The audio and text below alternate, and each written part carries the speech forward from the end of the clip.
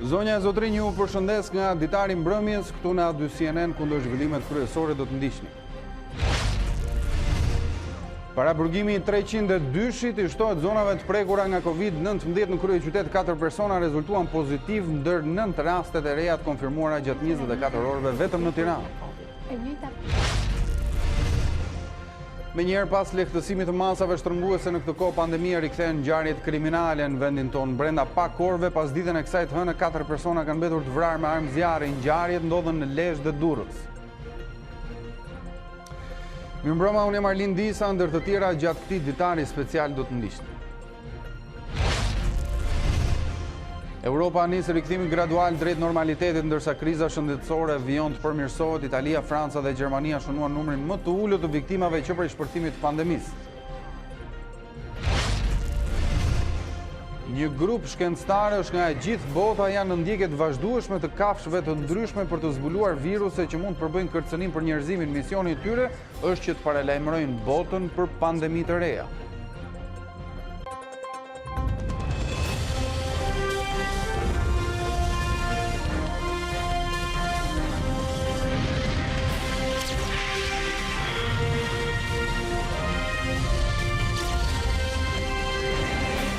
Gjatë 24 orëve të fundit janë testuar 212 persona të dyshuar të prekur nga Covid-19, nga të cilët 10 janë konfirmuar pozitiv. Në përditësimin e fundit të dhënave nga Task Force e Ministrisë së Shëndetësisë, nënvizohet gjithashtu se janë shëruar 12 pacient, duke e çuar numrin e tyre në 57.3% të totalit të prekurve. Në 2 spitalet Covid, ndërkohë po marrin shërbimin 34 pacient. Tirana u rikthyet të kryesoj me rastet e reja të prekurve nga Covid-19. Gjatë 24 orëve të fundit, në Shqipëri janë testuar 212 persona të dyshuar si bartës të infeksionit apo si të sëmurë. Nga këta 212 persona, 10 kanë rezultuar të infektuar. 9 kanë qenë në qytetin e Tiranës, ndërsa 1 është në qytetin e Shkodrës. Në total të prekurit nga virusi shkojnë në 736, ndërkohë që autoritetet shëndetësore shprehen të kënaqura me raportin e të shëruarve, të cilët janë shtuar me 12 pacientë të tjerë. Duke quar numrin e përgjithshëm të shëruarve në 422 ose në 57.3% të numrit të gjithë infektuarve. Numri atyre që vazhdojnë të jenë të infektuar me virusin SARS-CoV-2 ose të sëmurë me sëmundjen COVID-19 në Shqipëri sot është 286 ose 42.7% e numrit të gjithë të prekurve. A2 CNN pyeti ministrinë nëse burgu 302 në kryeqytet është një vatër e re e sëmundjes, por përgjigjja ishte evazive. Në konceptin epidemiologjik, vatër e Covidit quhet atëhere kur kemi 2 persona të infektuar bashkë që kanë lidhje epidemiologjike me njëri tjetrin. Pavarësisht hapjes së disa aktiviteteve dhe zgjerimit të orarit televizjes së autorizuar, ekspertët e Task Force-s theksojnë se masat e distancimit social duhet të vazhdojnë të ruhen.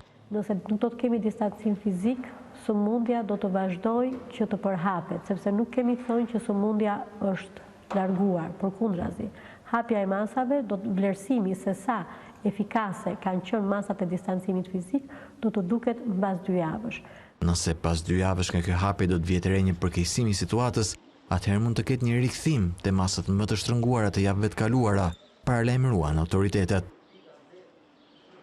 Paraburgimi 302-shit i shtohet zonave të prekura nga Covid-19 në kryeqytet. 4 persona rezultuan pozitiv, ndër 9 rastet e reja të konfirmuara gjatë 24 orëve vetëm në Tiranë. Kushtet në këtë paraburgim janë të papërshtatshme, pasi brenda një dhome qëndrojnë 4 deri në 8 persona që janë në proces gjyqësor.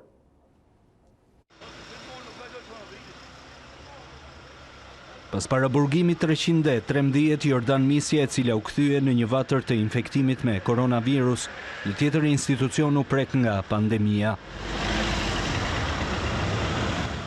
Bëhet fjalë për paraburgimin 302 Minepeza, ndërsa deri më tani 4 persona janë prekur me koronavirus. I fundit që u mor nga urgjenca ishte Artur Xhani nga Mallakastra, një 42 vjeçar baba i 2 fëmijëve i paraburgosur në 302. Motra e tij akuzon institucionet e shëndetësisë, por dhe ato të drejtësisë, të cilat sipas saj për 2 javë rresht nuk i bën tampon vëllait i cili kishte lajmëruar për gjendjen e tij të rënduar shëndetësore.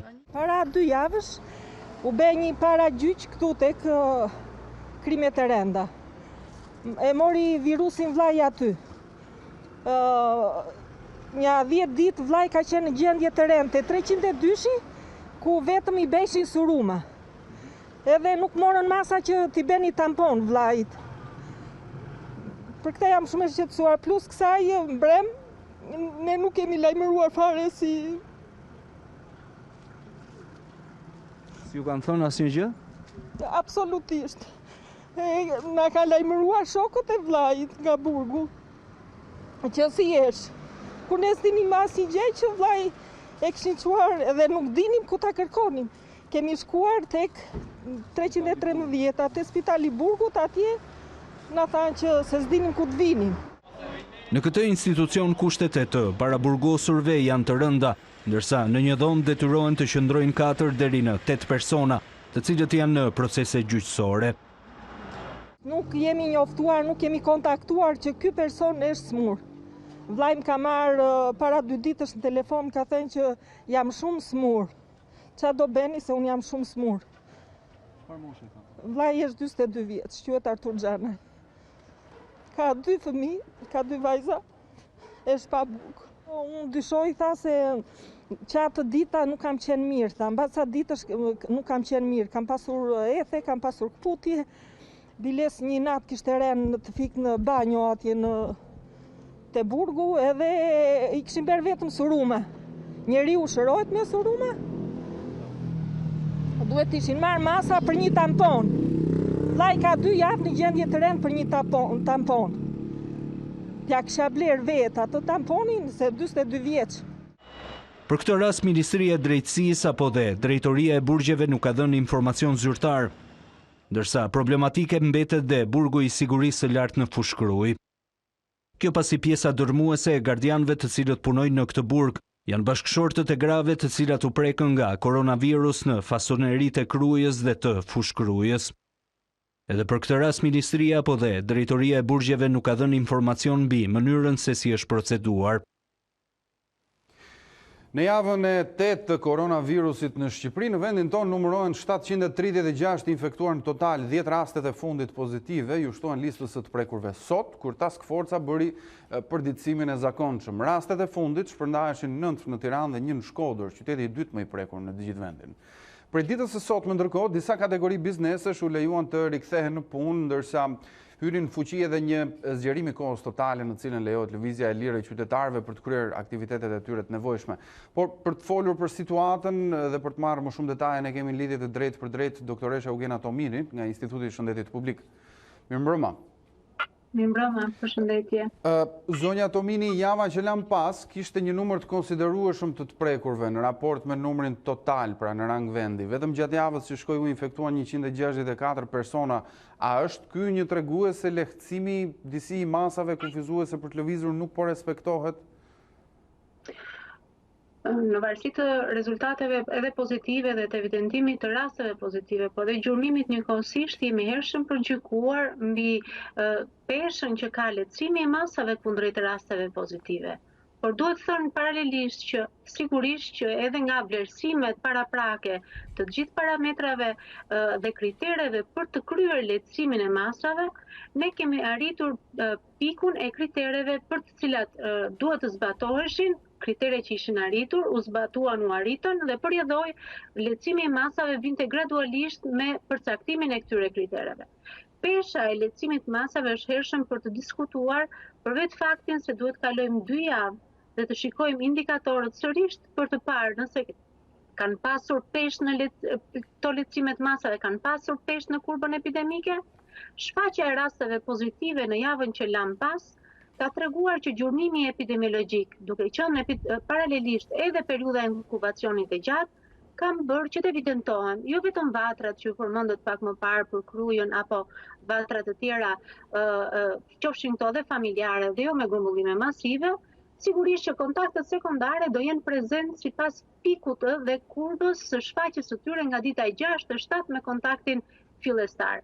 Prandaj dhe kjo ka bërë që kurbat ketë paraqitjen e shfaqjes së vatrave kryesisht, ose evidentimit vatror, sesa një kurb e cila tregon një tendencë në rritje të hasjes së rasteve pozitive kundrejt lirimit të masave. Pas një numri në rritjet të infektuarve në institucionin e vuajtjes së dënimit, atë 313, sot ndërkohë janë regjistruar dhe 4 raste në paraburgimin 302, duke sjell një vatër të re në kryeqytet bëhet fjalë. Çfarë ka rezultuar nga hetimi epidemiologjik? Cili mendohet të jetë shkaku i kësaj përhapje? Në pjesën e paraburgimit, ato që dhe cilësuat për prezencën e rasteve, janë raste që nuk janë evidentuar akoma nga hetimi epidemiologjik. Hetimi epidemiologjik nuk përfundon vetëm me disa orë, është një hetim epidemiologjik që është në proces, dhe ndërkohë po gjurmohen të gjithë elementët bazë mbi burimin e infektimit dhe pjesa tjetër e kontakteve, gjurmimit të kontakteve sekondare të rastit primar. Hetimi epidemiologjik është në proces dhe ju do t'jeni në djeni në lidhje me ecurinë e tij në ditët në vazhdim dhe në prononcimet e Ministrisë së Shëndetësisë mbi situatën epidemiologjike të një vatre. Po që të kemi një vatër të re, duhet të përcaktojmë zhvillimet epidemiologjike nëse të dy rastet kanë pasur lidhje epidemiologjike me njëri tjetrin apo jo. Në rast të kundërt, nuk mund të quhet një vatër e re apo rishtas e krijuar në strukturat e paraburgimit. Pra, nuk kemi ende një vendim nga komiteti i ekspertëve, pasi nga sa është mësuar, të paktën deri më tani kushtet atje janë as pak të përshtatshme në këtë institucion. Unë siç e theksova, ndërkohë në lidhje me kushtet janë strukturat të tjera të cilat përcaktojnë, por nga vlerësimi epidemiologjik që raporti përfundimtar duhet kalojnë të paktën 24 orë e para për të marrë të gjithë elementët dhe të gjithë kontaktet, të listohen të gjithë kontaktet sekondare, jemi hershëm për të gjykuar dhe për të vendosur mbi ecurinë e vendimeve apo të masave të marra kundrejt të kësaj strukture. Kruja, ndërkohë, doktoresh Tomini vijon të jetë një zonë nxehtë, por sot nuk pati raste pozitive. Ka patur testime në 24 orë të fundit atje? Sigurisht që jemi drejt fundit të listimit të kontakteve rasteve primare. Duhet kemi parasysh që periudha e inkubacionit është pak periudhë gjatë dhe monitorimi nga njësitë vendore për kafshë lokale, rajonale është duke bërë dita ditës. Dhe ky monitoring konsiston qoftë në listimin e kontakteve, monitorimin e këtyre kontakteve, telefonimin e personave që kanë qenë kontakte sekondare, për të patur dhe për të monitoruar dhe ecurinë nëse do të kemi shfaqjen apo prezencën e ndonjë elementi klinik në ecurinë e 5 deri në 6 ditëve mbas kontaktit primar. Sigurisht që periudha e inkubacionit të indukton që jemi në pritje apo duke monitoruar situatën për të vlerësuar raste të reja të kontakteve si kontakte sekondare. Ndërkohë, si mund ta përkufizojmë fazën në të cilën ndodhet vendi ynë tashmë kur kemi hyrë në javën e 8 të pandemisë? Duhet të themi që kurba epidemike ka një karakter vatror, që do të thotë që në momentin ku evidentohet një vatër dhe kontaktet e tjera më pasuese të ngushta apo të rrethit të parë apo të dytë, sigurisht që kemi një tendencë në rritje që hera herës del si edhe mbëzuar në kurbën epidemike. E kemi kaluar atë pikë që ne kishim parashikuar, mund të jemi në një val të dytë ose të përballemi me një val të dytë dhe jemi drejt trend në ulje, po të shikohet me një mesatare të përgjithshme gjatë javës. Megjithatë, lirimi i masave sigurisht ne parashikojmë pa diskutim një mobilizim dhe një sensibilizim të vazhdueshëm në vijimsi të popullatës, sepse kemi ndryshime të sjelljes tashmë dhe të gjithë jemi koshient për këtë, por dhe një pritshmëri në rritje apo të një vale të dytë në tendencë të rritjes së rasteve pozitive për shkak të prishjes së këtij ekuilibri në ruajtjen e distancimit social dhe masat e tjera higjienike.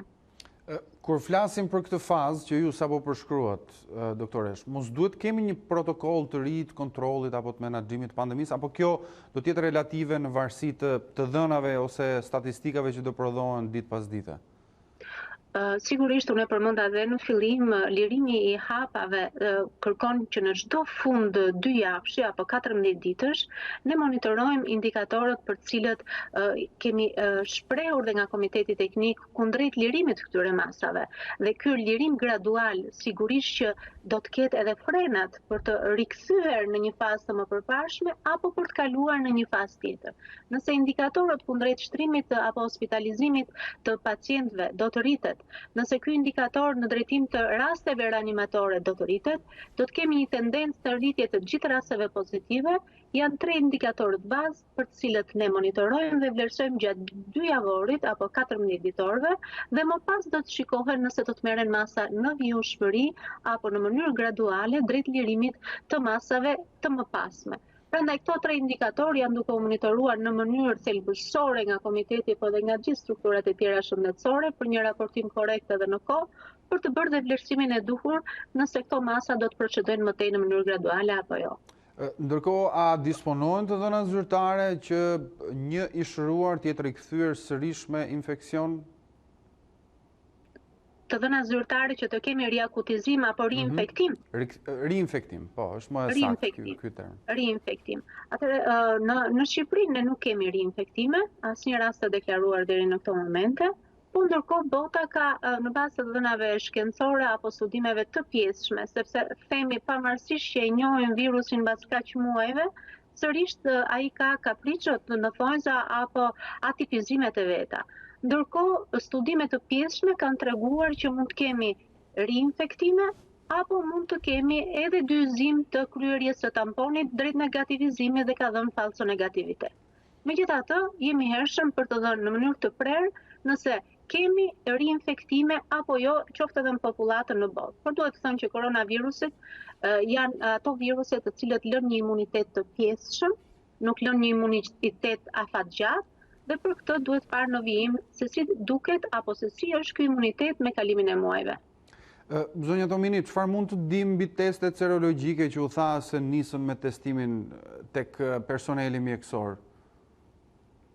Janë testime serologjike që edhe Shqipëria është bërë pjesë e testimeve për të parë në prezencën e imunoglobulinave M që tregojnë që jemi në fazën akute të infeksionit, apo të prezencës si imunoglobulinës G, që do të thotë për kalimin apo përballjen me virusin Covid. A kanë nisur ato? A kanë nisur ato?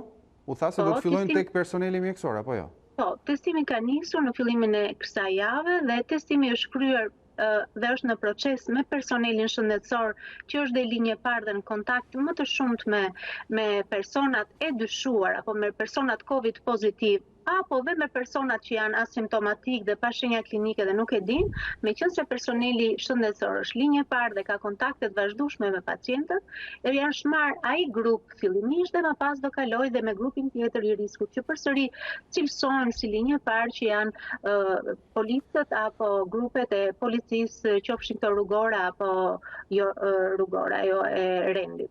Ndërkohë, doktore Shtomini, a është e vërtet që Shqipëria do të jetë një ndër vendet ku Organizata Botërore e Shëndetësisë do të testojë vaksinën kundër COVID-19? Jo, Shqipëria nuk është pjesë e një testimi të tillë apo studimi të tillë kundrejt vaksinimit në Shqipëri.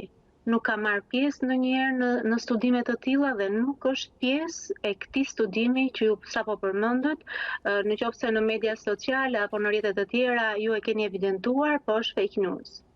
E qartë, unë ju falenderoj për këtë bisedë, përgjigjet që dhatë dhe informacionet që përcollet për shikuesit tanë. Faleminderit ju. Me lehtësimin e masave dhe hapjen e disa bizneseve nuk përjashtohet mundësia për rritjen e të prekurve me COVID-19, por ky risk i ri i planifikuar nga specialistët do të bëhet i kontrolluar duke respektuar protokollet dhe rregullat e distancimit fizik. Nëse pas 2 javësh do të ketë tejkalim të parashikimeve dhe shifrave të infektuarve, mund të kthehemi sërish në izolim, por gjasat për këtë skenar janë të pakta, thonë specialistët. Ndryshe nga fillimi i epidemisë, mbyllja në shtëpi nuk do të jetë më strategjia e vetme në betejën kundër COVID-19-s. Ekspertët po gjejnë format për të hyrë në një normalitet të ri, siç e quajnë ata, duke lehtësuar masat dhe rihapur disa shërbime. Mbyllja në shtëpi ka qenë arma jonë më e mirë për të kontrolluar pandeminë, por nuk mund vazhdojmë pafund me mbyllje. Pra jemi detyruar të gjejmë rrugë për një normalitet, një farë normaliteti, ose disa e quajnë një normalitet të ri. Jemi duke përjetuar një nga momentet e para, po fillojmë me ato që i quajmë bizneset me risk më të ulët. Por hapja graduale nuk përjashton mundësinë e nisjes së një vale të dytë infektuarish. Epidemiologu Alban Ylli tregon për A2CNN se risku është i planifikuar, por nëse numri të prekurve nga koronavirusi do t'i kalojë parashikimet, atëherë do t'i rikthehemi sërish izolimit. Na duhet ta pranojmë që një farë mënyre ne po e rrisim pak riskun për shoqërinë, por nga ana tjetër janë përgatitur një sër protokollesh të masave higjieno-sanitare, të distancimit fizik, nëse do të shohim që kjo hapje e parë mas 2 javëve do të jetë e suksesshme, nuk do të kemi një ndryshim në nivelin e riskut në Shqipëri, unë besoj që autoritetet do të marrin vendimet e tjera shkallshme për të avancuar me hapjen e shoqërisë, gjithmonë duke zbatuar protokollet, dhe nëse do të kemi parametrat përkeqësuar, për shembull do të kemi shumë raste të shtuar në spital, shumë persona në kujdes intensiv, me gjas do të kthehemi pse jo edhe në masa drastike. Edhe pse me shumë të panjohura, një gjë është e sigurt, virusi do të qarkullojë bashkë me të nxehtin edhe në verë. Ky koronavirus i ri ka qarkulluar në vende me temperatura të larta, ka shkaktuar atje pandemi, dëme, ka shkaktuar shumë të vdekur. Megjithatë, besojmë se gjatë verës do të kemi një situatë më të qetë dhe përgatitja jonë, si thua, vigjilencia më e madhe do të fillojë të jetë sërish gjatë vjeshtës dhe dimrit të ardhshëm. Koha e zbulimit të vaksinës apo ilaçit kurues të COVID-19-s është kaq e paditur sa edhe çështja nëse do t'i rikthehemi ndonjëherë jetës së dikurshme. Ata që japin një përgjigje si thua të fortë, të drejtë për drejtë për këtë, unë besoj që vëmbaste, askush nuk e di sot në botë, nga Cambridge në Harvard, ne e vetme gjë që mundet të parashikojmë është që me një hapje graduale ta mbajmë nën kontroll pandeminë dhe ta mbajmë nivelin e riskut siç kemi pasur deri tani. Mirë, shkëputemi për një hapësirë të shkurtër, do të kthehemi pas pak me të tjera informacione. Sot kanë ngritur qepenët një pjesë e dyqaneve që kanë qenë të mbyllura prej gati 2 muajsh, ato do të lejohen të qëndrojnë të hapura nga ora 5 e mëngjesit deri në orën 17:30, por përballë kufizimit të lëvizjeve, tregtarët janë pesimist lidhur me fitimet që mund të kenë në këtë periudhë pandemie. Lehtësimi i masave të qeverisë ka bërë që qindra biznese të vogla në të gjithë vendin të ngrenë qepenat pas një periudhe gati 2 mujore të mbyllura për shkak të pandemisë. Shumë biznese kanë rinisur sot punën mes pas sigurive të mëdha. Tregtarët janë pesimist për mbarvajtjen e biznesit të tyre në këtë periudhë pandemie, në një kohë kur konsumatorët po shpenzojnë vetëm për nevojat bazike. Pavarësisht rihapjes graduale të ekonomisë dhe zgjatjes së fashës së orarit të lëvizjes së qytetarëve në 2 orë nga momenti i daljes nga shtëpia, për tregtarët kjo periudhë kohore është e pamjaftueshme, pasi xhiro është e përqendruar kryesisht në orët e pasdites. Bëjmë pastrimet, shpresojmë inshallah do hapet, tamam. Çfarë bëjmë? Deri më tani ka pasur ndonjë klient? Jo, asnjë. Në një ditë normale ju kur e hapni dhe kur e mbyllni biznesin? Hapim në orën 9 mëngjesit dhe mbyllim 9. Dhe gjatë kësaj kohe kur e keni fluksin që keni më shumë klient, le të themi? Kjo varet nga pasditja. Ne shpresojmë të kemi, po kështu si shikohet, besoj se ka një interes. Blej rroba, më shumë janë tek ushqimet. Keni pasur blerje? Të them të drejtën, vetëm një klient ishte dhe ato ishin të gjithë të pajisur me maska. Në ditën normale në orën 9 të mëngjesit, mbyllim në orën 9 të darkës. Le të themi mbas orës 5, për arsye se gjithë dalin nga puna, kanë mundësi të bëjnë blerje. Kjo do ta penalizojë pak biznesin e veshmbathjeve, por shpresojmë që duke qenë se janë këto fashat e orarit që mund të lëvizin, mund të kemi ndonjë mundësi. Kriza e krijuar nga koronavirusi ka lëkundur ndjeshëm edhe besimin e konsumatorëve. Pasiguritë e tyre shfaqen edhe në konsumin që bëjnë, të fokusuar kryesisht vetëm tek produktet ushqimore. Na hapur sot dyqanet e veshjeve, këpucëve dhe dyqanet të tjera. I kishit nevojshme, si u duket kjo masë? Jo, i kisha marrë masat më përpara. Përveç ushqimeve, domethënë zarzavatat ato që më duheshin, asnjë gjë tjetër. Na mungojnë gjëra të tjera, kështu që përderisa na është pezulluar puna, është e pavlerë. Për çfarë keni shpërzuar? Për ushqime, për ushqimet, gjërat bazike. Sipas urdhrit më të fundit të qeverisë, bizneset do të lejohen që të ushtrojnë aktivitetin në masa të rrepta, duke zbatuar protokollet e sigurisë të vendosura nga Ministria e Shëndetësisë. Për subjektet që nuk zbatojnë rregullat, qeveria ka parashikuar ndëshkime të ashpra që variojnë nga gjoba deri në mbyllje të aktivitetit. Zgjerimi i listës së bizneseve solli shtim të gjerë të lëvizjeve në rrugët e kryeqytetit. Qarkullimi në Tiranë këtë të hënë ngjasoi me atë të një dite normale, ndërsa qytetarët janë skeptik për rrezikshmërinë e koronavirusit. E hëna në kryeqytet u duk si të ishte një ditë krejtësisht normale. Lëvizje të shumta, trafik dhe qytetarë që jo të gjithë ishin të pajisur me leje dalje. Ai trëmben më shqiptarët koronavirusit. Kjo e hënë shënoi edhe hapjen më të madhe të bizneseve në Tiranë. E bashkë me to u derdhën në rrugët e kryeqytetit edhe shumë njerëz. Kjo është panorama e një prej zonave më të populluara, pranë shkollës së baletit dhe në drejtim të ish tregut elektrik. Lista e zgjeruar e bizneseve bëri që edhe numri i lëvizjeve të njerëzve të dukej si në një ditë normale përpara pandemisë. Njerëzit nuk shqetësohen më për distancën sociale. Moti me diell mbetet sërish shtyse shëtitjeve. Nuk mungojnë grupimet e të rinjve që konsumojnë kafe në këmbë apo të tjerë që zgjedhin daljen me bicikleta. Ju duket normale dita sot në kryeqytet me kaq shumë lëvizje, me kaq trafik në këtë kohë? Pse s'duket normale. Mendoj se me ruajtjen e këtyre distancave nuk ka nevojë që shteti t'i mbajë njerëzit brenda. Ne frikemi nga qeveria, nga korona s'kemi frikë të shoku. Po shumë normale, nuk është normalisht se ka trafik më shumë, por është okej. Po duket si një ditë e zakonshme. Kështu që shumë gabim. Shumë gabim. Njerëzit edhe duhet dalin nëpërsa shumë vetëm në shtëpi, kupton, më shumë por i smurin rrobat sa po me kufizime çdo gjë. Sigurisht, thjesht ma shtrim fare na duket. Ku dëgjon, s'pa morin vesh. Për një ditë si kjo në Tiranë, sensi të jetuarit në një kohë pandemie humbet lehtësisht. Një transformim i tillë pas gati 2 muajsh izolim total rrezikon të kthehet në një bumerang. Sikur të mos mjaftonte situata pandemike, në vend u rikthyen ngjarjet kriminale. 4 viktima u regjistruan pas ditën e sotme në 2 ngjarje kriminale të ndodhura në Lezhë dhe në Durrës. Detajet do të na japin kolegët Gjon Gjekaj dhe Elitiona Doko, por fillimisht do të lidhemi drejt për drejt me kolegen në Durrës, Elitiona Doko, ku do të marrim detajet lidhur me vrasjen e 2 vëllezërve. Elitiona, mirëmbrëma, të përshëndes. Atëherë, çfarë informacionesh ka nga kjo ngjarje? Të përshëndes Arlin, në fakt një ngjarje rëndë është regjistruar pas ditën e sotme në zonën e lagjen 14 në zonën e njohur si tregu i makinave këtu në Shtulla, ku 2 të rinj respektivisht 37 dhe 27 vjeç dhe vëllezër me njëri tjetrin kanë qenë duke lëvizur nga rreth rrotullimi Shën Vlashi në drejtim të Shtullës me mjetin e tyre tip Golf me targa AA716ZZ dhe kanë rënë prej një atentati të tipik mafioz, brenda të cilit kanë mbetur viktima të 2 vëllezërit, Viktor dhe Besmir Haxhia, banues në zonën e Spitalës. Ka qenë një ngjarje në fakt që është regjistruar në mes të ditës dhe ku ka pasur dëshmitar të shumtë, po ashtu dhe kamera të shumta të bizneseve që operojnë përgjatë kësaj rruge, janë të vendosur dhe të stacionuar, ku pritet të bëjnë edhe zbardhjen e detajeve të cilat do të ndihmojnë grupin hetimor të ngritur posaçërisht për këtë punë.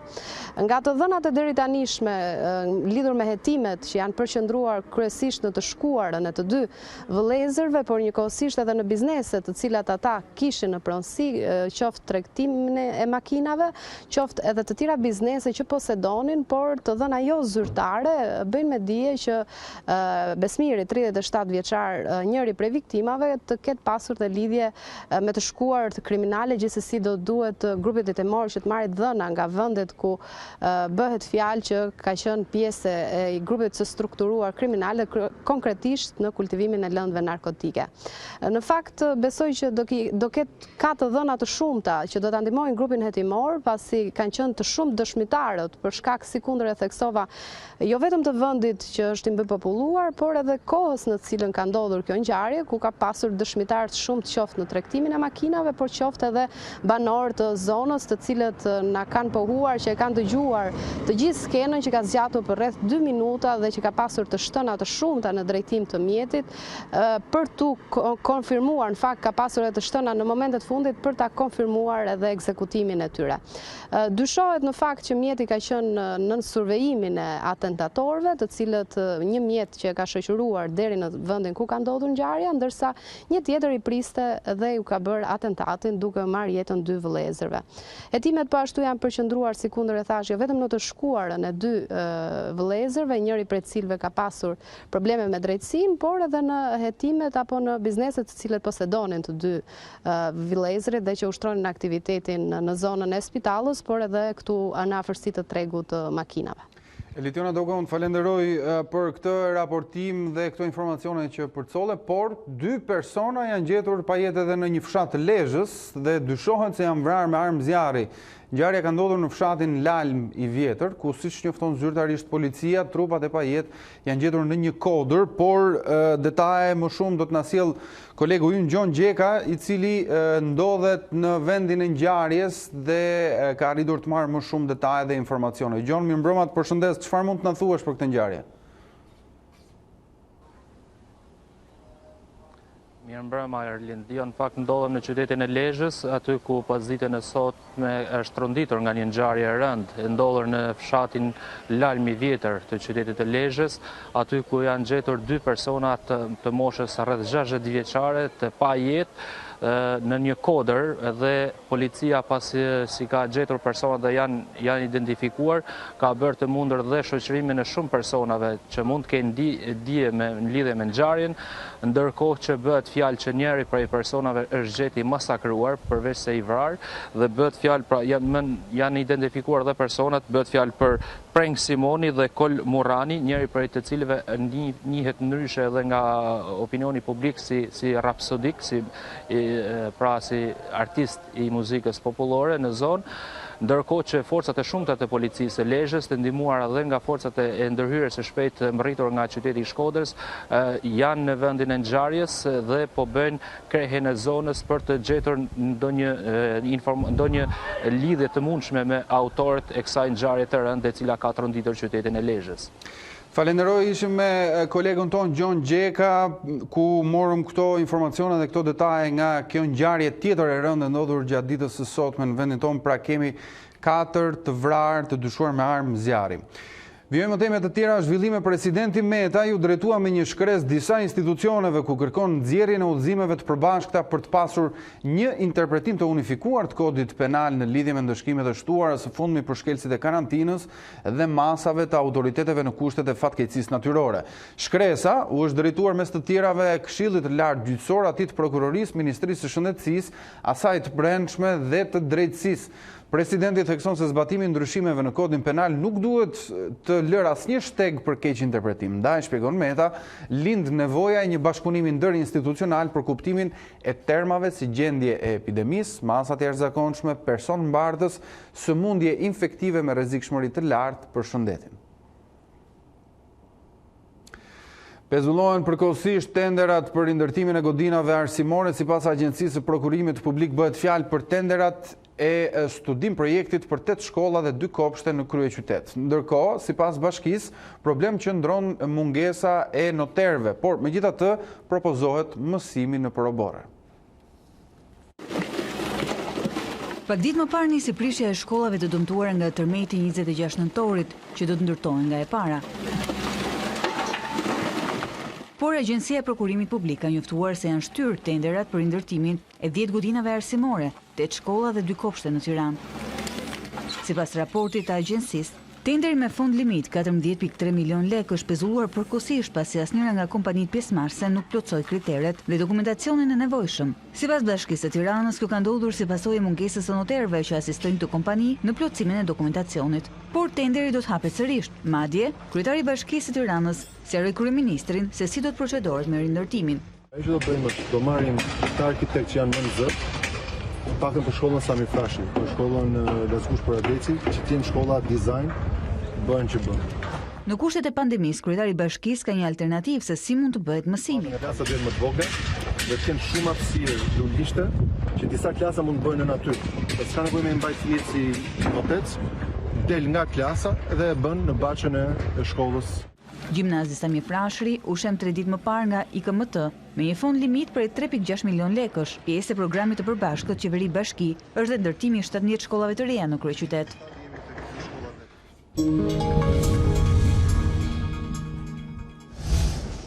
Shtohen viktimat në Itali nga pandemia koronavirus krahasuar me një ditë më parë, qeveria ndërkohë zbuloi planin për rikthimin gradual në normalitet. Nga data 4 maj do të lejohen vizitat tek të afërmit, parqet, fabrikat dhe zonat e ndërtimit do të rihapen, por shkollat do të qëndrojnë të mbyllura deri në shtator. Italia shënon rritje të numrit të viktimave ditore nga pandemia koronavirus. 333 persona humbën jetën në 24 orët e fundit, duke e çuar totalin në rreth 27.000 të vdekur. Në rënje duket trendi i rasteve të reja, ndërsa virusi pandemik ka prekur më shumë se 199.000 persona në këtë shtet. Në orët e fundit u shënua dhe një rënje e konsiderueshme e pacientëve në terapi intensive, si dhe u rrit numri të shëruarve. Kjo u jep shpresë autoriteteve të vendit fqinj që po nisin bashkëjetesën me virusin. Në një fjalim televiziv, kryeministri Giuseppe Conte zbuloi planin për rikthimin gradual në normalitet, pas kufizimeve të vendosura 7 javë më parë në përpjekjen për të ndaluar përhapjen e pandemisë. Nga 4 maji, kur fillon faza e dytë e rihapjes, qytetarët do të lejohen të vizitojnë të afërmit në numër të kufizuar. Parqet, fabrikat dhe zonat e ndërtimit do të rihapen, por shkollat nuk do të nisin para shtatorit. Brenda rajonit lëvizja do të jetë lejueshme, por jo jashtë. Ceremonitë mortore do të zhvillohen, por me një numër maksimal prej 15 pjesëmarrësish. Nga 18 maj do të rihapen pikat e tregtimit me pakicë, muzet, ekspozitat dhe do të lejohen stërvitjet sportive. Nga 1 qershor hapen edhe baret, restorantet dhe sallonet e bukurisë. Guvernatori i Lombardisë u shpreh se duhen vendosur ende shumë rregulla në këtë fazë bashkëjetese me pandemin. Attilio Fontana kërkon që përdorimi i maskave në ambiente publike të bëhet i detyrueshëm për të gjithë, ndërsa presidenti Sergio Mattarella theksoi se mbyllja e shkollave është një plagë e rëndë për të gjithë. Edhe pjesa tjetër e Europës ka nisur zbutjen e kufizimeve, ndërsa situata me krizën shëndetësore vijon të përmirësohet. Në Spanjë, viktimat ditore patën një rritje të lehtë, por megjithatë trendi mbetet pozitiv. Edhe shtetet e tjera europiane ku shifrat e pandemisë janë në trend zbritës, kufizimet po zbuten gradualisht. Spanja po u jep një orë frymarrje në ajër të pastër fëmijëve, pas shumë javësh në izolim të plotë.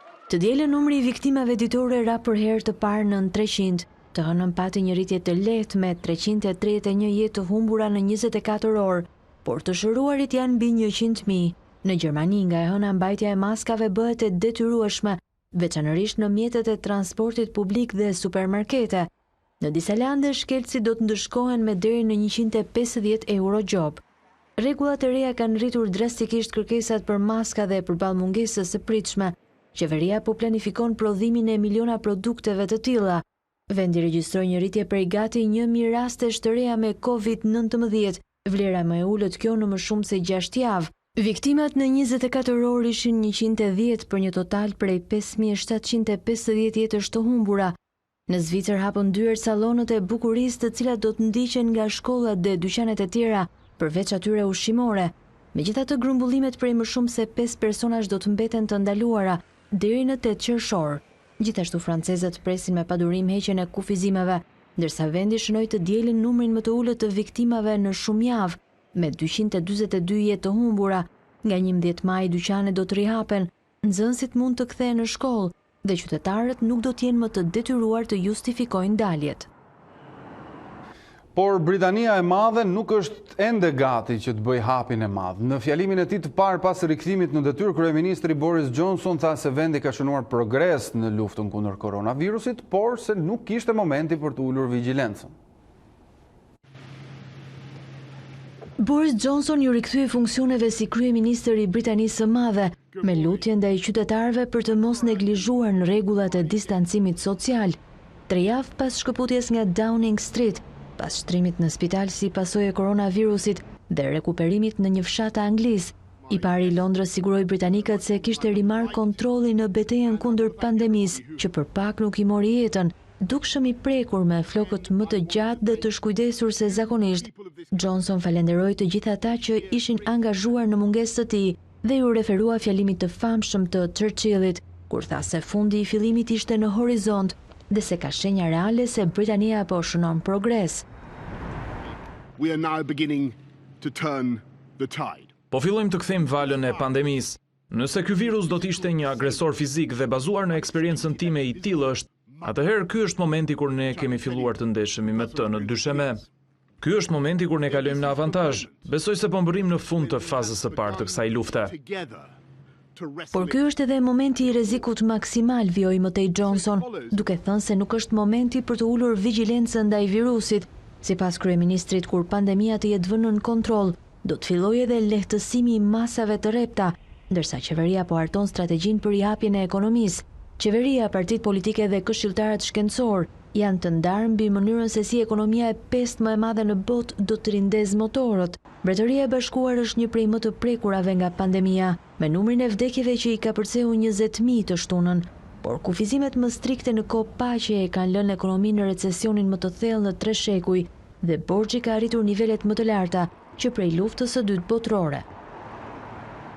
Gati 3 milion të infektuar dhe mbi 206.000 jetë të humbura nga COVID-19 në të gjithë botën, sipas të dhënave të Universitetit John Hopkins, por Financial Times pretendon se viktimat e koronavirusit mund të jenë 60% më shumë nga sa raportohet në shifrat zyrtare.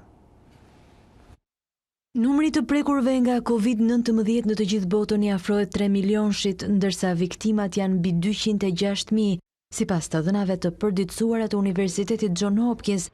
Shtetet e Bashkuara vazhdojnë të jenë vendi më i prekur me gati 970.000 raste dhe mbi 54.800 viktima, por sipas një analize të Financial Times, vdekjet nga koronavirusi në nivel global mund të jenë 60% më shumë nga ato që llogariten në statistikat zyrtare. E përditshmja britanike bazohet në një analizë të kryer në 14 shtete të goditura nga pandemia, mes të cilave Italia, duke krahasuar të dhënat e vdekjeve të ndodhura mes marsit dhe prillit të këtij viti me të njëjtën periudhë të vitit të shkuar. Financial Times arrin në përfundimin se COVID-19 mund të ketë marrë 122.000 jetë njerëzish më shumë nga 77.000 që janë deklaruar në shtetet e marra në shqyrtim. Mbi bazë të projeksioneve të ekspertëve të shifrave në të gjithë botën, viktimat mund të jenë 318.000 dhe jo 200.000, sa është bilanci i konfirmuar. Në të gjitha vendet e analizuara përjashtuar Danimarkën, numri i vdekjeve nga marsi në prill të 2020-s e ka tejkaluar bindshëm mesataren historike, në Itali 90%, në Belgjik 60%, në Spanjë 51%, në vendet e ulta 42% dhe në Francë 34%. Vetëm në rajonin e Lombardisë, ai që vuajti edhe barën më të rëndë të krizës shëndetësore në Itali, janë shënuar 155% humbje jetësh më shumë se sa mesatarja e 5 viteve të fundit. Qëndronit sigurt, qëndroni në shtëpi, quhet OR3 dhe është një robot i cili ka marrë rolin e policit në parqet e Singaporit, ku u bën thirrje qytetarëve që të dalin për vrap, që të ruajnë distancën nga njëri tjetri dhe të mos mblidhen në grupe. Roboti i telekomanduar funksionon nëpërmjet baterive të cilat zgjasin për 1 kilometër dhe për këtë arsye prodhuesit po shohin mundësinë e përdorimit të baterive të cilat do të garantonin autonomi të robotit për 4 kilometra distancë. Ai është i pajisur me kamera 360 gradë dhe mbledh informacione të cilat do t'ia kalojë më pas oficerëve të policisë. Pajisja tërhoqi vëmendjen e vrapuesve dhe ciklistëve në park që i kuriozoi mjaft prezenca e një roboti i cili për më tepër kujdeset edhe për shëndetin e tyre. Fakulteti i Gjuhëve të Huaja vendos ta mbyll online semestrin e dytë për vitin akademik 2019-2020. Provimet online dhe mbrojtja e diplomave po ashtu. Për të mundësuar realizimin e programit, Fakulteti i Gjuhëve të Huaja vendosi realizimin e programit dhe ka vendosur gjithashtu që struktura e vitit akademik të shtyhet me 2 javë për të rifituar çdo lloj humbje kohe për shkak të gjendjes së jashtëzakonshme. Që prej datës 10 mars, kur Ministria e Arsimit vendosi mbylljen e mësimit për të gjitha nivelet, marrja dhe kontrolli i dijes vijoi online për rreth 7 javë studimi në këtë format, u ofrua si mënyrë për të qëndruar i lidhur me shkollën në kohën e izolimit dhe kjo si një nga masat shtrënguese për të parandaluar përhapjen e koronavirusit.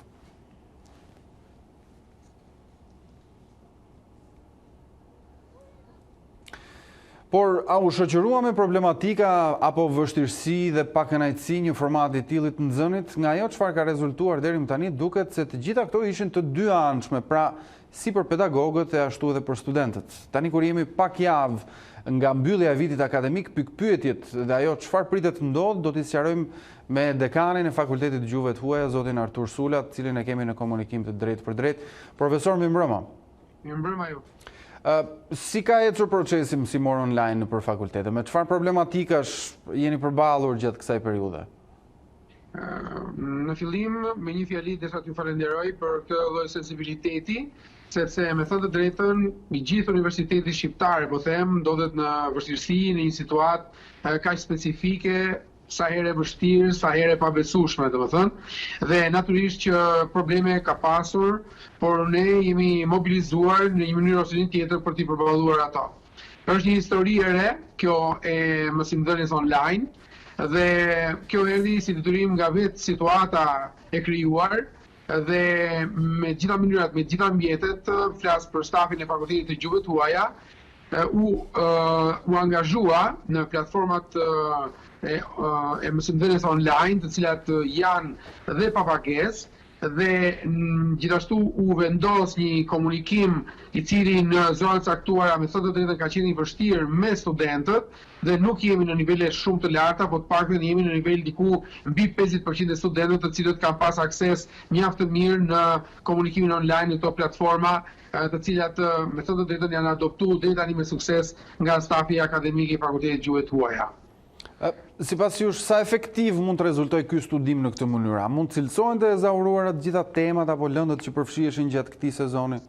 Unë them që po.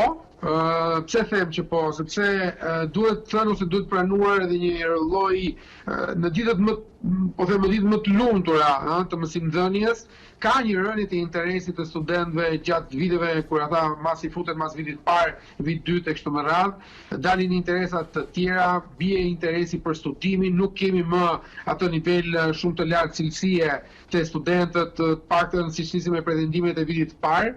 Megjithatë, unë do të them që ka vijuar mësimdhënia normalisht, nëpërmjet dhënies së leksioneve, ngjalljes së debatit, diskutimeve, pastaj dhënies së detyrave, dhënies kohë për të zhvilluar këto detyra dhe marrjes pastaj feedback nga pedagogët nëpërmjet këtyre platformave.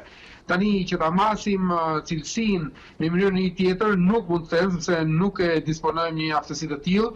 Megjithatë, shohim që ka një histori të mirë, e cila do të na mundsojë ne që të shkojmë edhe drejt një sezoni provimesh, i cili natyrisht do të japë mundësi studentëve, të cilët kanë interesin e madh të përfundojnë vitin akademik që në sezonin e verës, dhe pjesa tjetër pastaj ata të cilët kenë pamundur dashur pa dashur futat te mekanizmi që ne kemi zgjedhur, do ta zhvillojnë pastaj sezonin provime në shtator. Pra janë marrë dy vendime, se ishte kjo pyetja cilën doja t'ju drejtoja si të radhës. Këto janë hapat që do të ndërmerren në këtë fund vitit akademik. Mund ta shpjegoni edhe një herë ndarjen e sezonit të provimeve, ju lutem. Do ta them konkretisht, unë do ju parapriva në këtë pyetje, sepse sot ka qenë dhe interesi i disa mediave të cilat kishin këtë lloj të fakultetit, me thënë të drejtën, dhe ne kemi një vjushmëri nga mësimet online, shkojmë drejt të mbylljes së leksioneve, seminareve, marrjes apo dhënies së detyrave, dhe futemi në sezonin normal të provimeve që është në qershor. Këtu ne kemi caktuar 2 data për provimet të cilat të zhvillohen online, dhe studenti ka të drejtë të ketë akses në provim në njërin prej këtyre 2 datave. Studentët në këtë rast do kenë mundësi, sipas mundësive të tyre, domethënë mund të lidhen ose datën e parë ose datën e dytë, pra kanë të marrin pjesë vetëm në një nga këto data në provim. Gjithashtu studentët do të gëzojnë plotësisht të drejtën që mbas sezonit të verës, që quajmë ne, që shkon diku nga fillimi deri nga fillimi i korrigut, ato do të kenë dhe një mini vjesht në bazë të kreditit zakonisht i bie 2 provime, rekuperimi, pra në qoftë se ato si kanë marrë to provime jo vetëm të këtij sezoni, por edhe të sezonit të dimrit, kanë mundësi që t'japin deri në të 2 provime dhe pastaj të kalojnë në dhënien e diplomës përsëri online nëpërmjet një eseje për sa i përket sistemit 3 vjeçar ose punim diplome siç është e parashikuar në sistemin master. Dua të sqaroj diçka sepse me thënë të drejtën në media një fjalë më shumë, një fjalë më pak, sigurisht ngataroi çik edhe më shumë të studentët dhe prindërit e tyre kam hallin, nuk mbyllet viti akademik në qershor. Viti akademik mbyllet, ciklin e vetë mbyll në fund të shtatorit, në këtë rast është Ministria e Arsimit ajo që e ndan pikërisht këtë pikë dhe pastaj fillon viti tjetër. Pra, nuk mbyllet viti akademik. Jo. Masi mbaron semestri i dytë, pra i leksionit, seminare, ashtu si janë programet, do të vijohet në sezonin e provimeve. Ne kemi parashikuar që asnjëri nga studentët tanë mos të privohet nga marrja apo dhënia e provimeve. Në shkuptim, nëse studentët, sidomos ata të cilët për fat keq kanë pas edhe goditje nga tërmeti dhe mundësitë financiare për të patur një lidhje interneti apo për të patur një celular i cili të jetë funksional, është shumë e kufizuar në mos asgjë. Ne mendojmë dhe shpresojmë që një situatë e tillë do jetë shumë e përmirësuar në shtator. Studentët të gjithë pa përjashtim, ata të cilët nuk patën mundësi në një mënyrë ose një tjetër të marrin pjesë në provimet tona në muajin qershor, ata kanë të drejtë të futen në një sezon apostafat në shtator, dhe sezon mjaft i rregullt, mjaft normal. Kjo nuk përjashton mundësinë që për çdo sqarim ato të jenë në kontakt gjatë gjithë muajve të verës, flas për korrigushtin, dhe në shtator ke një sezon më së normal. Profesor, sezoni urdhë. Mbi çfarë kriteresh arritët te kjo vendimmarrje? Pra, janë këto sugjerime edhe nga vetë studentët apo prioriteti është dhënë vetëm vendimit Ministrisë së Arsimit ku thuajse parsorë është shëndeti i studentëve? Atëre, ne kemi marrë parasysh të gjitha, kemi marrë parasysh përveç këtyre të dyjave, kemi marrë parasysh edhe mendimin e stafit akademik. Ne nuk mund të garantojmë që të risjellim studentët në auditore, të garantojmë një distancë sociale, si quhet, midis tyre, dhe kjo gjë të na shpëtojë ne nga konfuzionet e tjera për sa i përket sipërfaqeve të auditoreve, për sa i përket vetë mundësive logjistike që mund kemi, sepse nuk besoj që sot ekzistojë një ndërtesë në botë që të ketë parashikuar një pandemi të këtyre përmasave. Megjithatë, duhet të them këtë. I kemi pasur parasysh të gjitha. Unë e theksova edhe për merakun e disa studentëve të cilët ndoshta e morën vetëm nëpërmjet mediave një njoftim të tillë, është një numër i kufizuar natyrisht, askush nuk, unë prandaj e theksova, askush nuk humbet të drejtën të japi rregullisht provimet e veta ashtu siç i takon të japi pranë fakultetit të gjuhëve të huaja. Një lloj, por natyrisht del një detyrë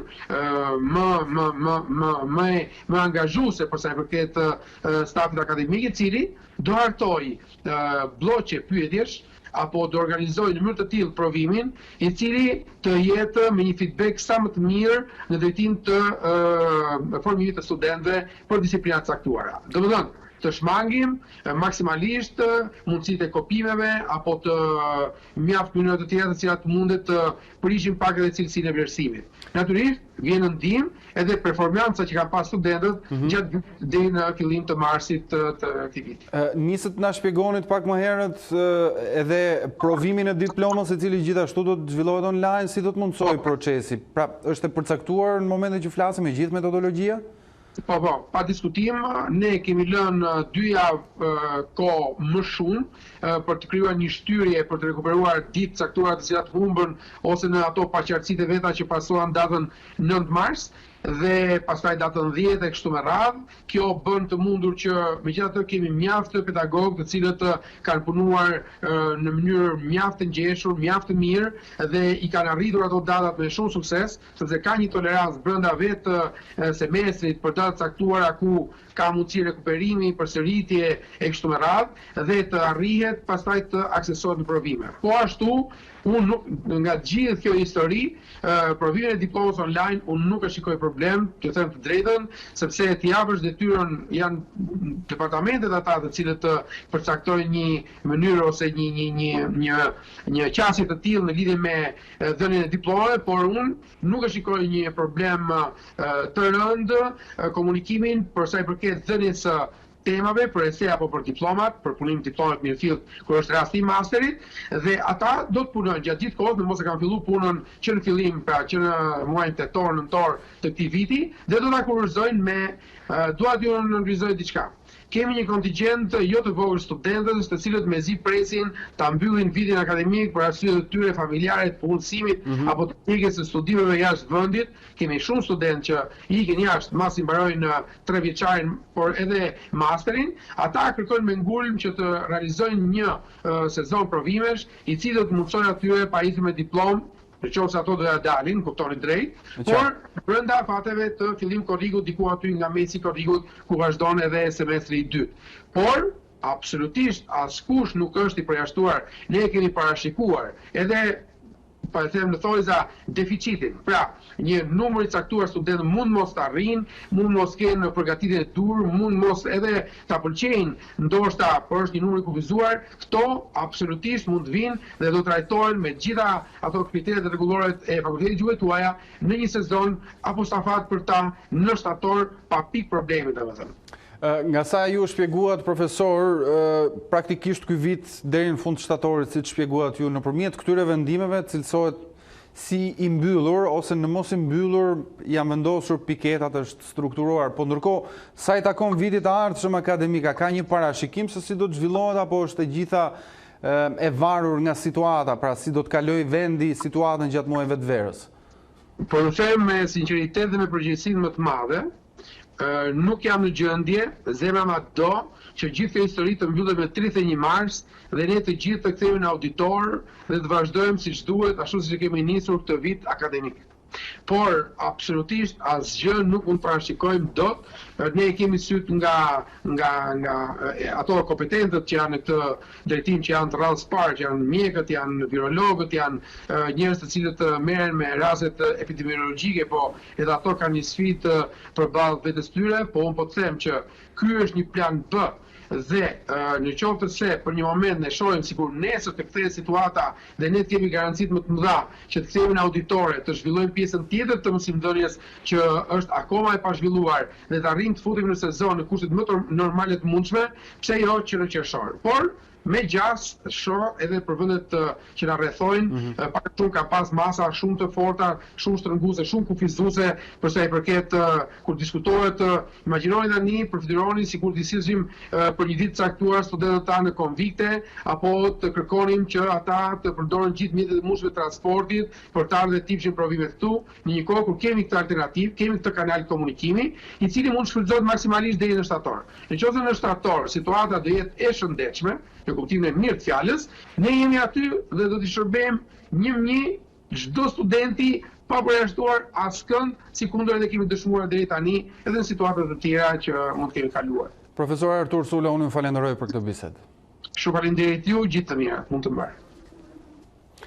Mirë, do të rikthehemi zhvillimeve të pasditës së sotme, ku siç tham më herët në nisje të kësaj hapësire informative ka rezultuar tragjike pasditja e së hënës në vendin tonë, ku brenda pak orësh në zona të ndryshme të vendit janë shënuar disa ngjarje të rënda që u kanë marrë jetën 6 personave. Djali një çifti që ka biznese në qytetin e Prenjasit është gjetur i pajet në masivin pyjor të Stravajt. Sipas burimeve zyrtare, 28 vjeçari Flori Albrahimi pasditën e së hënës është gjetur i vetvarur në pyll rreth 300 metra larg banesës së dajes së tij, ku kishte shkuar si mysafir në fundjavë. Ai ishte babai një foshnje e 6 muajshe dhe jetonte në kushte shumë të mira në qytetin e Prenjasit.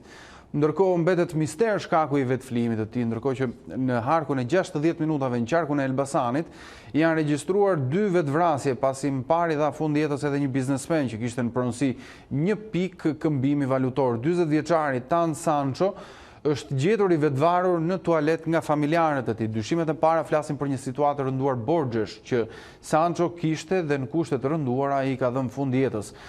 Më herët nga këto ngjarje, një vrasje e 2 fisht u regjistrua në Durrës, ku 2 vëllezër u qelluan për vdekje me armë zjarri ndërsa udhëtonin me automjetin e tyre. Mësohet se persona të pa identifikuar kanë qelluar me armë në drejtim të makinës me cilën udhëtonin Besmir Haxhia dhe Viktor Haxhia, banues në spital, të cilët ndëruan jetë si pasojë e plagëve të marra. Rrethanat në të cilat ka ndodhur ngjarja janë ende të paqarta, por ndërkohë policia ka ngritur pika të shumta kontrolli për kapjen e autorëve të vrasjes që po ashtu udhëtonin me një automjet tjetër. Kolegja Elitiona Doko na njofton se ka mësuar detaje të reja nga kjo ngjarje në Durrës. Do të shkojmë drejt për drejt në këtë zonë, në këtë qytet. Të përshëndes edhe një herë, Elitiona, atëherë çfarë detaje ke arritur të mësosh të reja pas komunikimit tonë të fundit?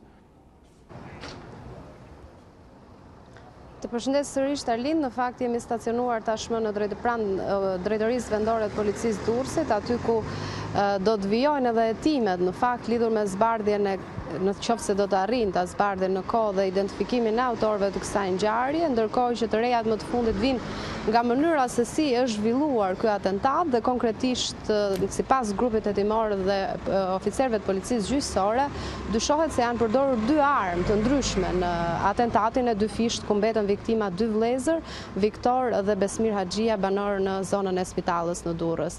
Janë gjetur plot 55 gëzhoja në vendin e ngjarjes, çka dëshmon organizimin të paktën nga dhënat e deri tanishme nga grupi hetimor të mirëfill të gjithë skemës së atentatit të 2 fisht, ndërkohë që mbeten mister deri në momentin që flasim autorët e dyshuar. Policia ka sekuestruar po ashtu edhe kamerat e të gjithë subjekteve që operojnë përgjatë zonës në cilën ka ndodhur ngjarja, por gjithashtu vlen të theksohet që është një ngjarje që është edhe e ngjashme, por edhe 500 metra larg një tjetër atentati 2 fisht të ndodhur vetëm pak ditë më parë në zonën e Nishtullës, pak kohë më parë në zonën e Nishtullës, ku po ashtu mbetën 2 viktima të tjera.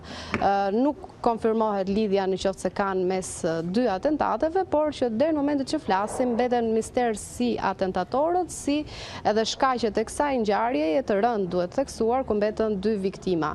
Hetimet gjithashtu janë përqendruar nga grupi hetimor edhe në të shkuarën, por edhe në aktivitetet aktuale të 2 vëllezërve, aktivitete që lidheshin kryesisht me tregtimin e makinave, por njëkohësisht edhe me aktivitete të ndryshme që ushtronin në qytetin e Bregdetar. Mister ngelet po ashtu dhe është përqendruar vëmendja edhe në të shkuarën e vllajit madh Besmirit, i cili dyshohet si pjesëmarrës në aktivitetet paligjshme, kryesisht të zhvendosura dhe të ushtruara dhe të gjithashtu të vepruara jashtë vendit tonë. Po Arlind. Elitiona, duke qenë se ke qenë kontakte për të marrë informacione me policinë, sa e vështirë mund të jetë në këtë situatë ku kalimtarët, këmbësorët janë të paktë për shkak të orarit kufizuar dhe të ndaluar për të dalë, por gjithashtu janë dhe automjetet. Pra, ne raportuam më herët që edhe atentatorët e dyshuar kanë qenë duke udhëtuar me një makinë tjetër, apo jo? Sa e vështirë do e bënte të gjithën gjetjen e tyre në të gjithë këtë situatë?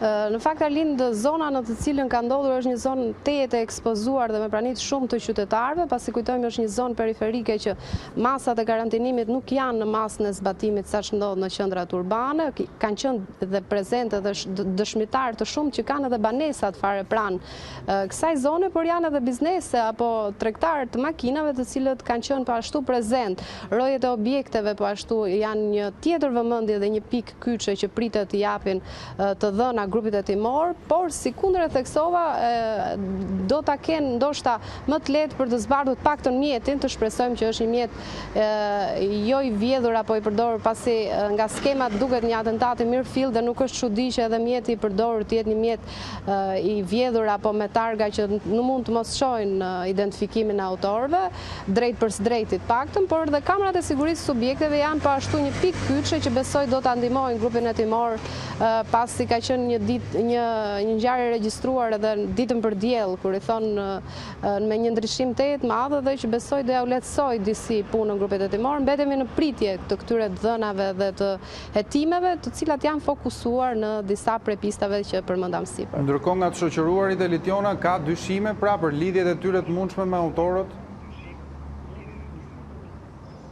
Kryesisht personat e shoqëruar deri tani në ambient të policisë janë persona që janë të rrethit familjar apo shoqëror të dy djemve, apo ata që kanë qenë prezent, pra me të cilën kishin marrëdhënie qoftë tregtare apo shoqërore, po ende nuk ka një të dyshuar lidhur me ngjarjen dhe me atentatorët. Në fakt, sikundër përdorej skema e mirëfill, policia pritet ka ngritur postblloqe gjithandej për identifikimin dhe ndalimin edhe të mjetit, po deri në momentin që flasim nuk ka një zhvillim në rast se është identifikuar ndonjë mjet, qoftë edhe i djegur sikundër ndodh në tilla skema të mirëfillta kriminale. Elitiona Doka, unë falenderoj për këtë bisedë, këtë raportim dhe informacionet që na përcolla. Ekspertët e ekonomisë argumentojnë se tenderat sekret janë një procedurë që zbatohet në rastet e fatkeqësive natyrore, por sipas tyre ekziston rreziku që të klasifikohen si të tilla edhe tenderime që nuk lidhen me këtë rast. Do të ndjekim argumentat e ekspertëve Pano Soko dhe Azmi Stringa.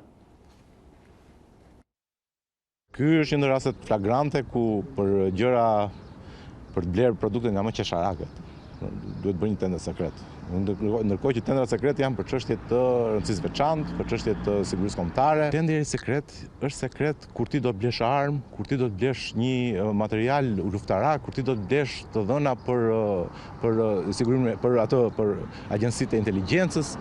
Pra këto janë tendera sekret. Ushtria, policia, pra gjëra që cilat nëse dalin në publik ekspozojnë forcat e armatosura, ekspozojnë forcat e rrugës së rendit, ka shi këtyre elementeve keqbërës të cilët mund të shfrytëzonin këto gjëra. Kjo është procedurë që ka zgjatur në vite, pra ti mund të gjesh pafund procedura të tilla tenderimi, të cilat rezultojnë proceduralisht sekret, por që në fakt janë thjesht materiale të zakonshme, të cilat janë blerë me shumë të shtrenjta. Spaku ta zbardhi të vërtetën, sepse nuk mund të abuzojmë në një situatë të tillë, të përdorim situatën për të fituar lekë sa njerëz. Tendrat e klasifikuara si sekret janë tendra të parashikuara në legjislacionin në fuqi dhe janë të përjashtuara këto janë zakonisht për elemente të ushtrisë ose rasteve të fatkeqësive natyrore, pra të sigurisë kombëtare, që klasifikohen dhe ligji i definon këto të tilla dhe thotë që përjashtohen nga rregullat e prokurimit publik. Këto rregulla pastaj rregullohen me ligje me VKM sekrete që nga qeveria, të cilat do të plotësojnë disa kritere të caktuara. Një nga gjërat që është ngritur si shqetësim është që mbase neve po klasifikojmë gjëra të cilat nuk duhen klasifikuar si siguri kombëtare, thjesht për të ulur nivelin e transparencës. Unë nuk mund ta provoj dot këtë gjë aktualisht, por mund të them që kjo ka një argument. Ne mund ta kemi legjislacionin shumë të mirë të bërë në Shqipëri, por do të kemi parasysh që pavarësia e institucioneve tona dhe drejtorive tona lë shumë për të dëshiruar. Pra janë shumë objekt i presioneve politike dhe i përdorimit politik në të gjitha të tyre.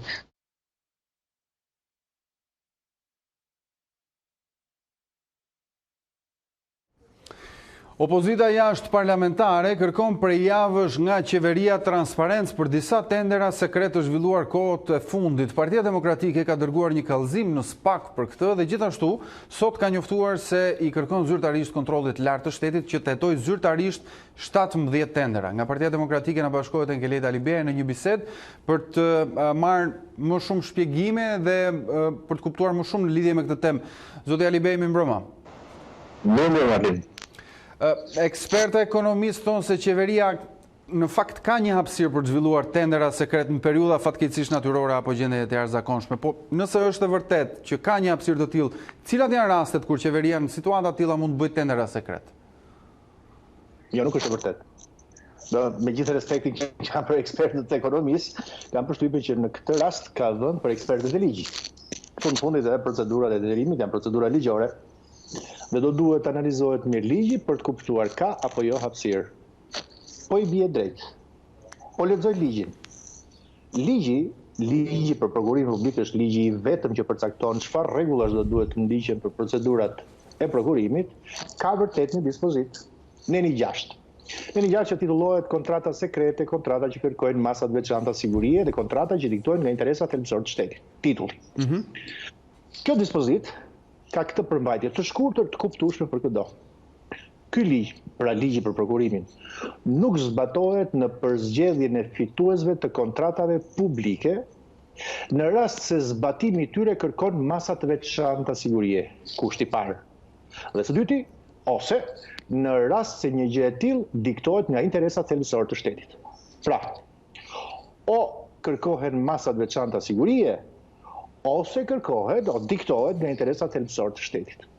Këto janë të vetme dy alternativat të cilat mund ta detyrojnë një autoritet kontraktor, shtetin pra, për ta bërë gjithçka sekrete. Po ti marrësh me të gjitha me radhë, të gjitha prokurimet, 17 prokurimet, të cilat ne sot i kemi dërguar një kërkesë kontrollit lartë të shtetit për t'i kontrolluar, duke qenë se askush nuk flet, askush nuk piptin, as nga ministrat, as kryeministri, për treguar minimalisht për transparencë, për treguar si këzgjodhi, sa harxhoi, si harxhoi, çfarë malli mori e të tjera. Ti marrësh të 17 prokurimet, 2 të Ministrisë Mbrojtjes, 1 të Ministrisë së Drejtësisë dhe 14 të Ministrisë së Shëndetësisë, një rekord më vete, asnjëra nga ato prokurime nuk ka të bëj as me masa të veçanta sigurie, se më thoni ju çfarë masë sigurie të veçantë kërkohet për blerjen e maskave, apo çfarë sigurie të veçantë kërkohet blerja e letrës higjienike, apo edhe pajisjeve të tjera mjekësore, të cilat sot vetëm për ndonjë asnjë lloj arsye errësire, sigurie publike nuk do duhet të bëhen publike. Ato është gjëja që kërkohet dhe duhet të kërkohet dhe të bëhet transparente madje. Sidomos në situata të tilla paniku, situata të tilla, do duhet gjithçka të bëhet transparente. Zoti Alibej, prej javësh vijoni të denonconi, kërkoni transparencë për përdorimin e fondeve publike në periudhën e fatkeqësisë nga Covid-19. Nuk mungoi ndërkohë edhe një hap tjetër nga ju, kur ju drejtuat organit akuzës, pra me padin ndaj Ministrisë së Shëndetësisë për blerjen e mjeteve për infrastrukturë shëndetësore. Nga sa jeni informuar me curinë e hetimit, ku jemi deri tani? Zero informacion. Si duket është bërë sport kombëtar që institucionet shtetërore në këtë situatë të jenë të mbulura totalisht nga errësira. Unë e kuptoj që qeveria këtë lloj errësire do, këtë lloj mjegulle do, sepse është ambienti më i mirë për të bërë plaçk, për të vjedhur. E kam sigurisht të vështirë të kuptoj që edhe prokuroria, edhe SPAK-u, institucionet e reja të drejtësisë, të cilat dhe tamtamet e mëdha u pretendua që do të punonin në mënyrë energjike, në mënyrë transparente, do të punonin duke goditur fort korrupsionin e lartë politik, zero informacion. Ne kemi bërë detyrën tonë. E kemi dërguar materialin SPAK, kemi bërë sot edhe kërkesën tjetër në kontrollin lartë të shtetit. Shpresojmë që kontrolli i lartë të shtetit, siç ka vepruar deri tani, minimalisht të bëjë transparent. Ka për detyrë që edhe ata individ, nëse do të gjejë siç ne besojmë në shkelje ligjore, dërguar nga kryeministri, sepse keni parasysh në këtë periudhë autoriteti vetëm kontraktor që bën është kryeministri, çudi e madhe, do duhet ta çojë para ligjit. Zoti Alibej, duke qenë se përmendet dhe kërkesën që i keni drejtuar kontrollit lartë të shtetit, ju po flisni dhe pak më herët, po bëhet fjalë për 17 prokurime, 14 prej të cilave janë të Ministrisë së Shëndetësisë. Sigurisht ju pretendoni se aty ka diçka që fshihet ose shumë çka që fshihet, po në çfarë mase sipas jush është abuzimi me to? A ka një shifër konkrete ose Atëherë, shifra konkrete, në fakt, ne arritëm të mblidhim shifrat, siç ju besoj e keni vënë re, që me tenderin e parë, tenderat e parë që bëri Ministria e Mbrojtjes, mbari mend tenderat për ushqimin e popullsisë? Po. Ishin një shifër për 1.5 milion euro. Dhe dje bëm edhe denoncimin tjetër, sepse dje pam të paktën morëm informacion se çka ndodhur me atë kompaninë e famshme maqedonase apo me tenderin që bënin rezervat e shtetit për furnizimet ushqimore. E morët vesh, besoj, nga dokumentat zyrtar që janë shpërndar deri në datën e djeshme vetëm 3 pako për çdo bashki mesatarisht. Shifni të dhënat. Do më thënë 1.5 milion euro të harxhuara nga parat e njerëzve, të dhëna një kompanie maqedonase që shet kompjutera, merret me furnizim me ushqime, dhe nga informacionet zyrtare rezulton që deri dje janë shpërndar vetëm 3 pako për çdo bashki. Mendoni çfarë situate është? Këtu doon trajektoria për ato dy është një çështje përditësimi dhënave kjo apo se në fakt duket shumë shqetësuese? Më shqetësuese se kaq, të harxhosh 1.5 milion euro, e mendoni, ka 50 ditë fatkeqësia. Ka 50 ditë që shqiptarët janë pa para dhe pa punë, apo jo? Kjo është, besoj, më fatkeqësi, se kaq nuk mund të bëhet. Doja t'ju thoja edhe një gjë tjetër, lidhur me atë se sa është masa. E kanë mbuluar me terr. Nuk i tregojnë. Çfarë bëjnë këta? Këta botojnë thjesht dhe vetëm vendimin e qeverisë që miraton lidhjen e kontratës, por nuk tregojnë as pak. Kur fillon procedura, sa kandidat kanë ftuar, çfarë duan të blejnë saktësisht, cilat janë specifikimet e mallit, çfarë oferte kanë dhënë kandidatët nëse ka disa kandidat. Si u përzgjodh nëse janë disa kandidat oferta me çmimin më të mirë? Zero, asnjë. E teksa po shija, do duhet ta them këtë sepse është shumë interesante. Teksa po shija dje edhe një prononcim të kryeministit që u ngrihen që mëngjesin apo të qyfyre, lidhur me denoncimet e opozitës, donte të tregonte dje se çdo gjë ishte publike, asgjë s'ka sekrete, dhe në videomontazhin ka treguar pa drejtësisht ose në mënyrë neglizhente, ka treguar edhe një vendim qeverie. Vendimi i qeverisë, shumë i bukur për ta parë, është një vendim qeverie i marr 242-shi, i marr disa ditë më parë, me atë me cilin ai pretendon që çdo gjë është transparente.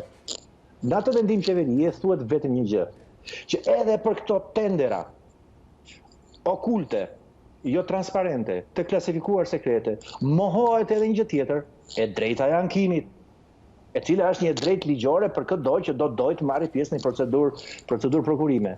Madje, duke zhbiriluar, zbulova diçka tjetër. Ne po flasim sot që ligji për prokurimet nuk po zbatohet, po shkelet nga qeveria. A e di çka ndodhur, Arlind? Ka ndodhur faktin që qeveria e ka anashkaluar totalisht ligjin, nuk e zbaton më ligjin e prokurimit, ligjin e parlamentit, dhe ka miratuar një vendim ku ka krijuar disa rregulla të vetat si qeveri, duke ja rrëmbyer, duke ja vjedhur dhe kompetencën parlamentit, dhe di kur e ka bërë apo jo. E ka bërë në datën 26 shkurt. Po të kthehemi pak mbas në kohë, në 26 shkurt, Edi Rama ishte njeriu i cili thoshte që kë nuk është grip, është vetëm një grip stimor. Po procedura që po thoni ju, zoti Ali Beaj, flitet se është bërë jashtë pandemisë apo jo? Jo. Nëse i përket muajit shkurt. Po pra, ai ka miratuar në 26 shkurt, atëherë kur në Shqipëri ende nuk ishte vendosur gjendja e fatkeqësisë natyrore, që do të thotë nuk ishim në kushtet për të parashikuar rregulla tenderash sekret, vendosur që në shkurt. Ju pretendoni se i ka paraprirë situatës. E kuptuat. Do të thotë Edi Rama që në shkurt ka parashikuar, ka krijuar strategjinë e vet që gjatë periudhës që do të vendoste gjendjen e fatkeqësisë natyrore të bënte vetëm një gjë, të viste paratë shqiptarëve. E kjo është drama më e madhe, sepse ju thash, deri në 11 mars ishte njeriu që thoshte po nuk ka arsye për panikë, është thjesht një grip stinor, nuk ka asnjë rrezik. Jemi të përgatitur madje thoshte, kur i thoshte opozita që merr masat, mbyll kufit, merr masat për ushqime, merr masat për pajisjen e mjekëve, ai refuzonte gjithçka. Në fakt e vërteta paska që ndryshe. E paska përgatitur që kom parë që këtë periudhë të pandemisë do ta përdorte për një gjë, për të vjedhur. Një ndërhyrje të fundit në lidhje me këtë temë, zoti Ali Beaj, na bëhet më dije se KLSH ka ngritur një grup pune pas kërkesës që jeni drejtuar. Shenjë mirë. A shpresoni për diçka të mirë në vijim të zbardhjes së gjithë panoramës madhe? Ju e keni vënë re qasja që ka mbajtur opozita. Ne, gjatë gjithë kësaj kohe.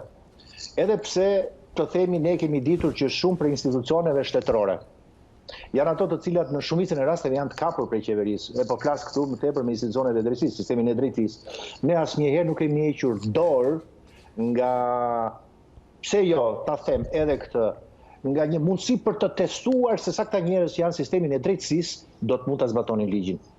Nuk kemi pasur paragjykimin e. E di fare mirë, do të jemi sinqert. E di që as prokurori i përgjithshëm, asnjë nga prokurorët e SPAK-ut nuk guxojnë të hapin çështje penale për këtë vjedhje të hapur që po bën qeveria.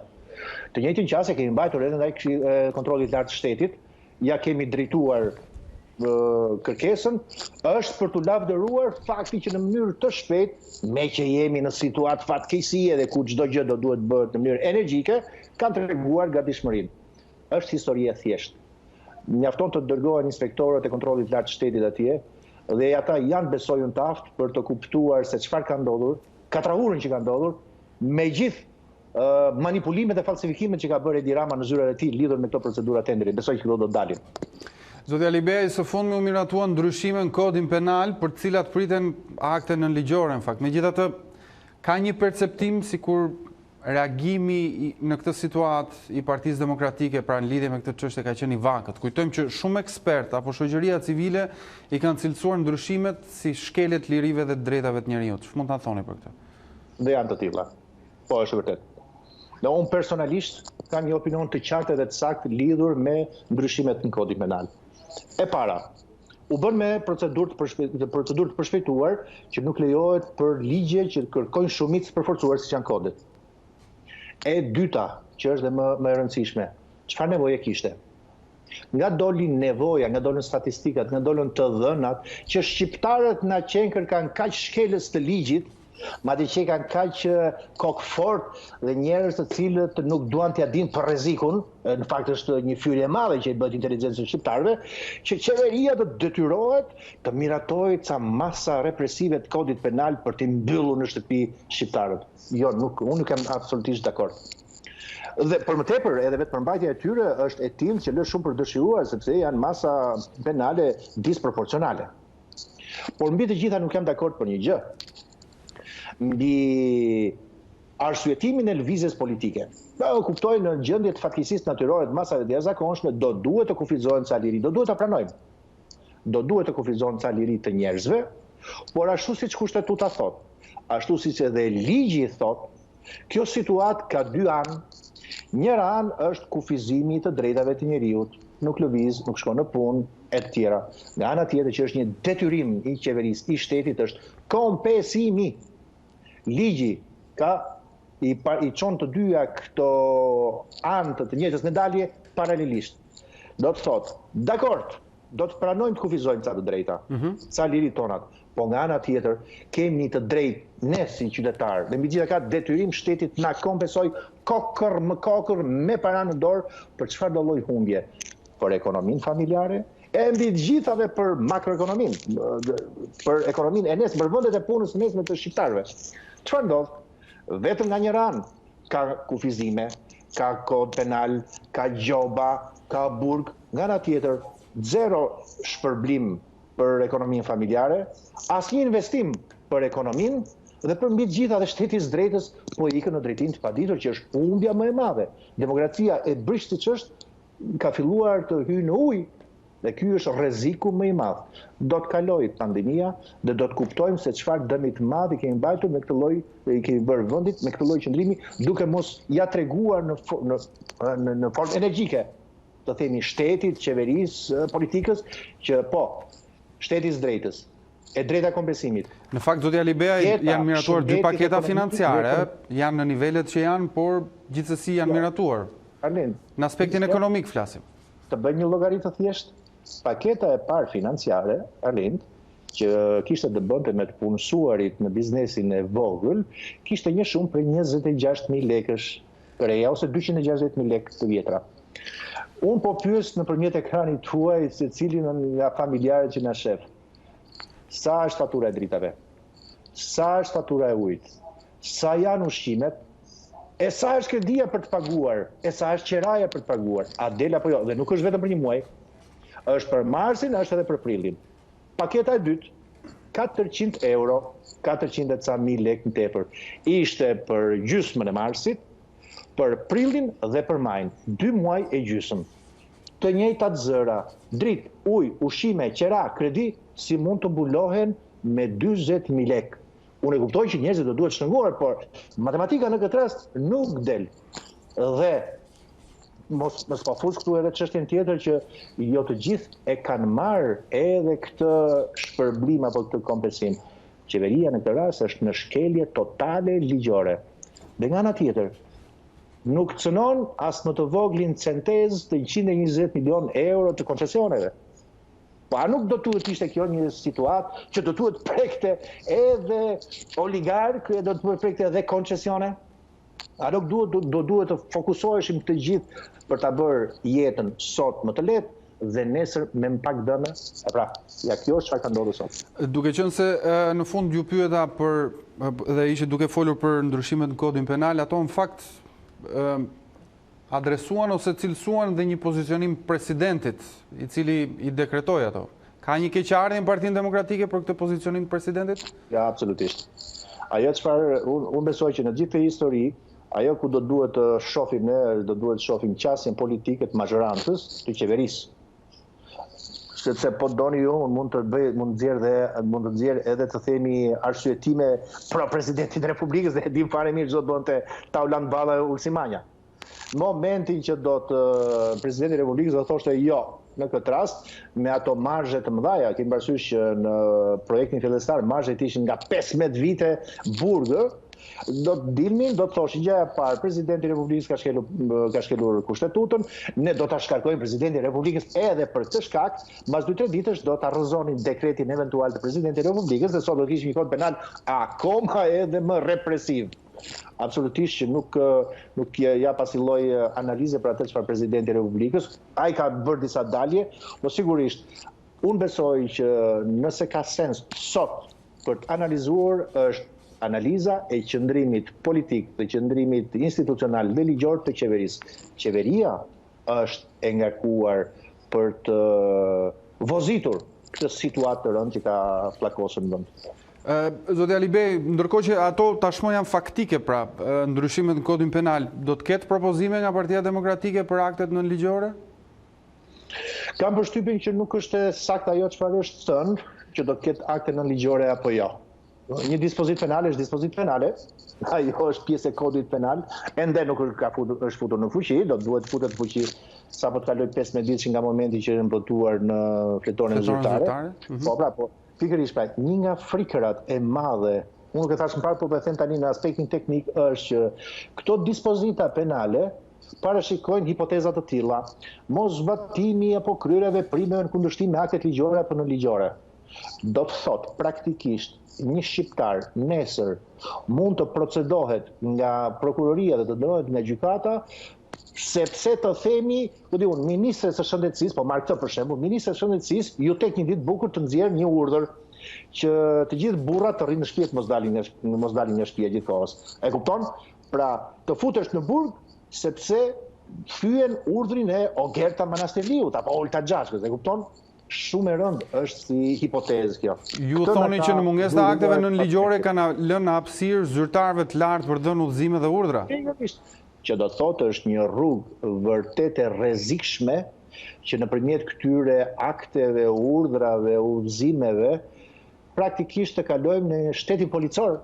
Se mendoni si kur këto akte apo urdhra t'i jap drejtori i policisë. T'i jap kjo polici. Është një kanal i madh, i gjerë për ta shndruar këtë vend me demokraci të brisht për ta kthyer në një shtet të qartë policor, me ligj, me kod penal, si në kohën e dikushme. Shumë e rëndë si situatë. Zoti Basha, ditët e fundit ka mbledhur strukturat, zoti Alibej, ku ka kërkuar, siç është informuar nëpërmjet kolegëve tanë zyrës shtypit në Partinë Demokratike, që në të gjitha nivelet të dëgjojnë qytetarët apo bizneset. Çfarë po bën PD konkretisht? Atë çfarë ka bërë në mënyrë të heshtur në fakt gjatë gjithë këtyre 50 ditëve. As është bërë publike asgjë, po a them unë në fakt, që gjithë strukturat e Partisë Demokratike në terren, çdo deg, në secilën prej 60 degëve tona, e më shumë se sa kaq, me aq mundësi sa kanë pasur strukturat tona, njerëzit tanë nëpër strukturat e Partisë Demokratike janë njerëz sapun. Janë njerëz të cilët janë të parët, të cilët janë ngoditur nga regjimi autokratik i Ramës, por me aq sa kanë pasur mundësi, kanë bërë një akt të thjesht bujarie. Janë ndodhur afër me ndihma njerëzve të vobek që janë të shumtë, janë shtuar shumë, sidomos në periferi. Dhe ajo çfarë ishte mbledhja e strukturave të Partisë Demokratike me kryetarin e partisë ishte, po, do duhet të vazhdojmë të qëndrojmë me aq sa mundem, me aq sa kemi afër njerëzve, afër qytetarëve shqiptarë, sepse situata paradoksale ku jemi, ku kemi një kryeministër i cili do të ishte i pari që do duhet të ndodhej afër njerëzve, që me paratë e shqiptarëve në fakt t'ua bënte jetën më të lehtë, është njeriu i cili nga mbjezimtarët tregon që fyre dhe nga ana tjetër vetëm i fut në xhep paratë e shqiptarëve, dhe nga ana tjetër kemi opozitën që sillet në mënyrë normale, ashtu siç do sillet çdo shqiptar në fakt në gjendje fatkeqësie, që të ndodhemi afër njëri tjetrit. Kjo ka qenë e gjithë fryma apo ajo se çfarë u diskutuar në mbledhjen e strukturave. Për të parë në fakt edhe një tjetër, për të parë realisht i them diskutimit të parë, në këtë situatë të mungesë transparence ku njerëzit as nuk mbështeten, as nuk furnizohen, po strukturat tona do të bëjnë gjë tjetër, do të nxjerrin qartësisht edhe se cilat janë familjet, kryefamiljarët shqiptarë të cilët në këtyre 50 ditëve nuk kanë marrë as më të voglën ndihmë për të bërë në emisionin tonë, për të bërë presionin ndaj qeverisë, që ato 1.5 milion euro për furnizimin për shqiptarët të shkojnë të shqiptarët dhe jo tek xhepat e njerëzve jo shqiptarë nga Maqedonia. Zotin Keleda Libe, unë falenderoj për këtë bisedë dhe përgjigjet që thatë. Pezullohen përkohësisht tenderat për ndërtimin e godinave arsimore. Sipas Agjencisë Prokurimit Publik, bëhet fjalë për tenderat e studim projektimit për 8 shkolla dhe 2 kopshte në kryeqytete. Ndërkohë, sipas bashkisë, problemi qëndron tek mungesa e noterëve, por megjithatë propozohet mësimi në oborre. Pak ditë më parë nisi prishja e shkollave të dëmtuara nga tërmeti 26 nëntorit, që do të ndërtohen nga e para. Por Agjencia e Prokurimit Publik ka njoftuar se janë shtyrë tenderat për ndërtimin e 10 godinave arsimore, 8 shkolla dhe 2 kopshte në Tiranë. Sipas raportit të agjencisë, tenderi me fond limit 14.3 milion lekë është pezulluar përkohësisht pasi asnjëra nga kompanitë pjesëmarrëse nuk plotësoi kriteret dhe dokumentacionin e nevojshëm. Sipas Bashkisë së Tiranës, kjo ka ndodhur si pasojë e mungesës së noterëve që asistojnë këtë kompani në plotësimin e dokumentacionit. Por tenderi do të hapet sërish. Madje, kryetari i Bashkisë së Tiranës sqaroi kryeministrin se si do të procedohet me rindërtimin. Ajo që do bëjmë është do marrim të arkitektë që janë më në zë, pakën për shkollën Sami Frashi, për shkollën Lezgush për Adeci, që t'jenë shkolla dizajn, bëhen që bëhen. Në kushtet e pandemisë, kryetari i Bashkisë ka një alternativë se si mund të bëhet mësimi. Klasat janë më të vogla, dhe të kenë shumë aftësi lulishte, që disa klasa mund të bëhen në natyrë. Për s'ka nevojë me mbajtje si motec, del nga klasa dhe e bën në baçën e shkollës. Gjimnazi Sami Frashëri u shem 3 ditë më parë nga IKMT me një fond limit për 3.6 milion lekësh. Pjesë e programit të përbashkët Qeveri Bashki është dhe ndërtimi i 17 shkollave të reja në kryeqytet. Rihapja e një numrit konsiderueshëm të aktiviteteve dhe shërbimeve private në vend ka sjellë edhe një rritje të numrit të personave në qarkullim, ashtu si edhe në raste të tjera, shkodranët kanë qenë më të etur për të bërë pazare. Në Vlorë, ndërkohë policia shoqëroi disa persona në plazh, ndërsa në Elbasan taksistët janë në punë por pa klient. Ndjekim vëzhgimet e kolegëve tanë. Rihapja e bizneseve të shitjes me pakic ka sjellë sërish dyndje të njerëzve në qytetet kryesore të vendit. Por më theksuar, kjo dyndje është vëretur sërish në qytetin e Shkodrës. Qindra qytetarë shkodran kanë shkuar për të bërë pazare pa u kujdesur fare për ruajtjen e distancës mes tyre. Ndërkohë në hyrje të tregut, përveç fluksit të shtuar, nuk funksiononte as tuneli dezinfektues. Vetëm prezenca e punojësve të policisë duket se nuk ka mjaftuar për të ndërgjegjësuar qytetarët. Ndërkohë më e qetë është paraqitur situata në qytetin e Vlorës, edhe pse në rrugë kishte numër të lartë qytetarësh. Në dyqane nuk u vëretën grumbulline, edhe pse sot ishte dita e parë e hapjes së një sër shërbimesh, kryesisht ato të shitjes me pakic të konfeksioneve. Ndërkohë policia në Vlorë ka shoqëruar disa persona, të cilët nuk i rezistuan dot temperaturave të larta duke shkuar në plazh. Në qytetin e Elbasanit, rihapja e dyqaneve të shitjes me pakic nuk ka shkaktuar grumbullime. Në ditën e parë, pas thuajse 6 javë izolim, dyqanet e hapura nuk kanë patur frekuentim të shtuar nga qytetarët. Ndërkohë taksistët duken më të goditur nga ky pezullim. Ata shprehen se përveç periudhës së ndalimit, edhe tani që u lejuan të punojnë, kufizimet e caktuara nga qeveria për lëvizjet e qytetarëve i penalizon shumë në ushtrimin e aktivitetit të tyre. Pavarësisht se u hap si punë, por ne faktikisht punë nuk kemi. Unë kam dalë që më 5 mjezit, tani është ora po vetë 11, s'kam bas as i lëvizje. Po si puna ime janë gjithë taksit. Mirë, shkëputemi për një hapësirë të shkurtër, do të kthehemi pas pak me të tjera komunikime të drejtë për drejta dhe informacione. Jemi sërish në transmetim të drejtë për drejtë në pjesën e 3 të ditarit special kushtor situatës pandemisë dhe koronavirusit në vendin tonë. Paraburgimi i 302 i shtohet zonave të prekura nga COVID-19 në kryeqytet. 4 persona rezultojnë pozitiv ndër 9 rastet e reja të konfirmuara gjatë 24 orëve të fundit vetëm në Tiranë. Kushtet në këtë paraburgim janë të papërshtatshme pasi brenda një dhome qëndrojnë 4 deri në 8 persona që janë në proces gjyqësor. Pas paraburgimit 313, Jordan Misja, e cila u kthye në një vatër të infektimit me koronavirus, një tjetër institucion u prek nga pandemia. Bëhet fjalë për paraburgimin 302 Minepeza, ndërsa deri më tani 4 persona janë prekur me koronavirus.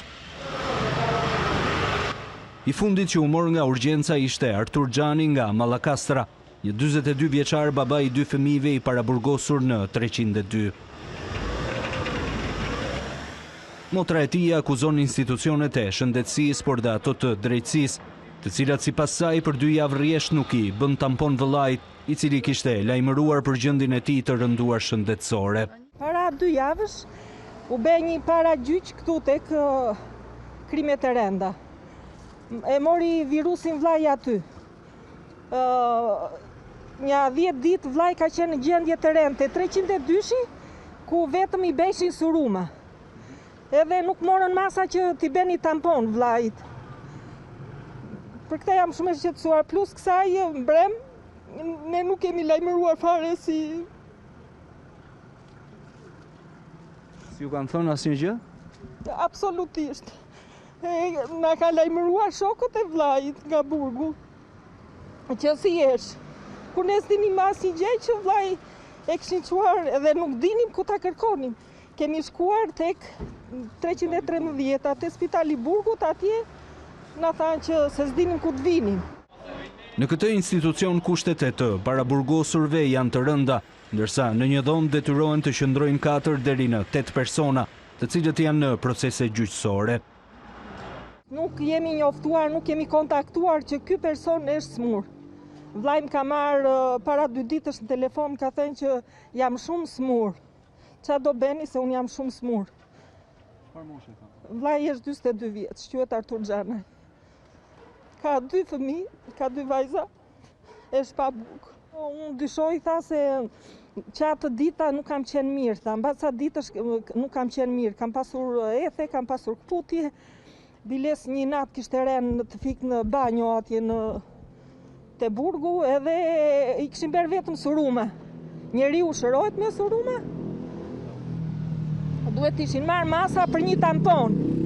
Vllai ka 2 javë në gjendje të rëndë për një tampon. Ja kisha bler vetë atë tamponin se 42 vjeç. Për këtë rast, Ministria e Drejtësisë apo dhe Drejtoria e Burgjeve nuk ka dhënë informacion zyrtar, ndërsa problematike mbetet dhe burgu i sigurisë së lartë në Fushkruj. Kjo pasi pjesa dërmuese e gardianëve të cilët punojnë në këtë burg janë bashkëshortët e grave të cilat u prekën nga koronavirus në fasoneritë e Krujës dhe të Fushkrujës. Edhe për këtë rast, Ministria apo dhe Drejtoria e Burgjeve nuk ka dhënë informacion mbi mënyrën se si është proceduar. Me lehtësimin e masave dhe hapjen e disa bizneseve nuk përjashtohet mundësia për rritjen e të prekurve me COVID-19, por ky risk i ri i planifikuar nga specialistët do të bëhet i kontrolluar duke respektuar protokollet dhe rregullat e distancimit fizik. Nëse pas 2 javësh do të ketë tejkalim të parashikimeve dhe shifrave të infektuarve, mund të kthehemi sërish në izolim, por gjasat për këtë skenar janë të pakta, thonë specialistët. Ndryshe nga fillimi i epidemisë, mbyllja në shtëpi nuk do të jetë më strategjia e vetme në betejën kundër COVID-19-s. Ekspertët po gjejnë format për të hyrë në një normalitet të ri, siç e quajnë ata, duke lehtësuar masat dhe rihapur disa shërbime. Mbyllja në shtëpi ka qenë arma jonë më e mirë për të kontrolluar pandeminë, por nuk mund të vazhdojmë pafund me mbyllje. Pra jemi detyruar të gjejmë rrugë për një normalitet, një farë normalitet, ose disa e quajnë një normalitet të ri.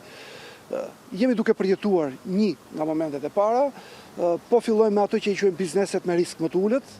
Por hapja graduale nuk përjashton mundësinë e nisjes së një vale të dytë të infektuarish. Epidemiologu Alban Ylli tregon për adyhsinë se risku është i planifikuar, por nëse numri të prekurve nga koronavirusi do t'i kalojë parashikimet, atëherë do t'i rikthehemi sërish izolimit. Na duhet ta pranojmë që një farë mënyrë ne po e rrisim pak riskun për shoqërinë, por nga ana tjetër janë përgatitur një sër protokollesh të masave higjieno-sanitare, të distancimit fizik. Nëse do të shohim që kjo hapje e parë mas 2 javë do të jetë e suksesshme, nuk do të kemi një ndryshim në nivelin e riskut në Shqipëri. Unë besoj që autoritetet do të marrin vendimet e tjera shkallshme për të avancuar me hapjen e shoqërisë, gjithmonë duke zbatuar protokollet, dhe nëse do të kemi parametrat përkeqësuar, për shembull do të kemi shumë raste të shtruar në spital, shumë persona në kujdes intensiv, me gjas do të kthehemi pse jo edhe në masa drastike. Edhe pse me shumë të panjohura, një gjë është e sigurt, virusi do të qarkullojë bashkë me të nxehtin edhe në verë. Ky koronavirus i ri ka qarkulluar në vende me temperaturat larta, ka shkaktuar atje pandemi, dëme, ka shkaktuar shumë të vdekur. Megjithatë, besojmë se gjatë verës do të kemi një situatë më të qetë dhe përgatitja jonë, si thua, vigjilencia jonë më e madhe do të fillojë të jetë sërish gjatë vjeshtës dhe dimrit të ardhshëm. Koha e zbulimit të vaksinës apo ilaçit kurues të COVID-19 është kaq e paditur sa edhe çështja nëse do t'i rikthehemi ndonjëherë jetës së dikurshme. Ata që japin një përgjigje, si thua, të fortë, të drejtë për drejtë për këtë, unë besoj që vëmbaste, askush nuk e di sot në botë, nga Cambridge në Harvard, ne e vetmja gjë që mundet të parashikojmë është që me një hapje graduale ta mbajmë nën kontroll pandeminë dhe ta mbajmë nivelin e riskut siç kemi pasur deri tani.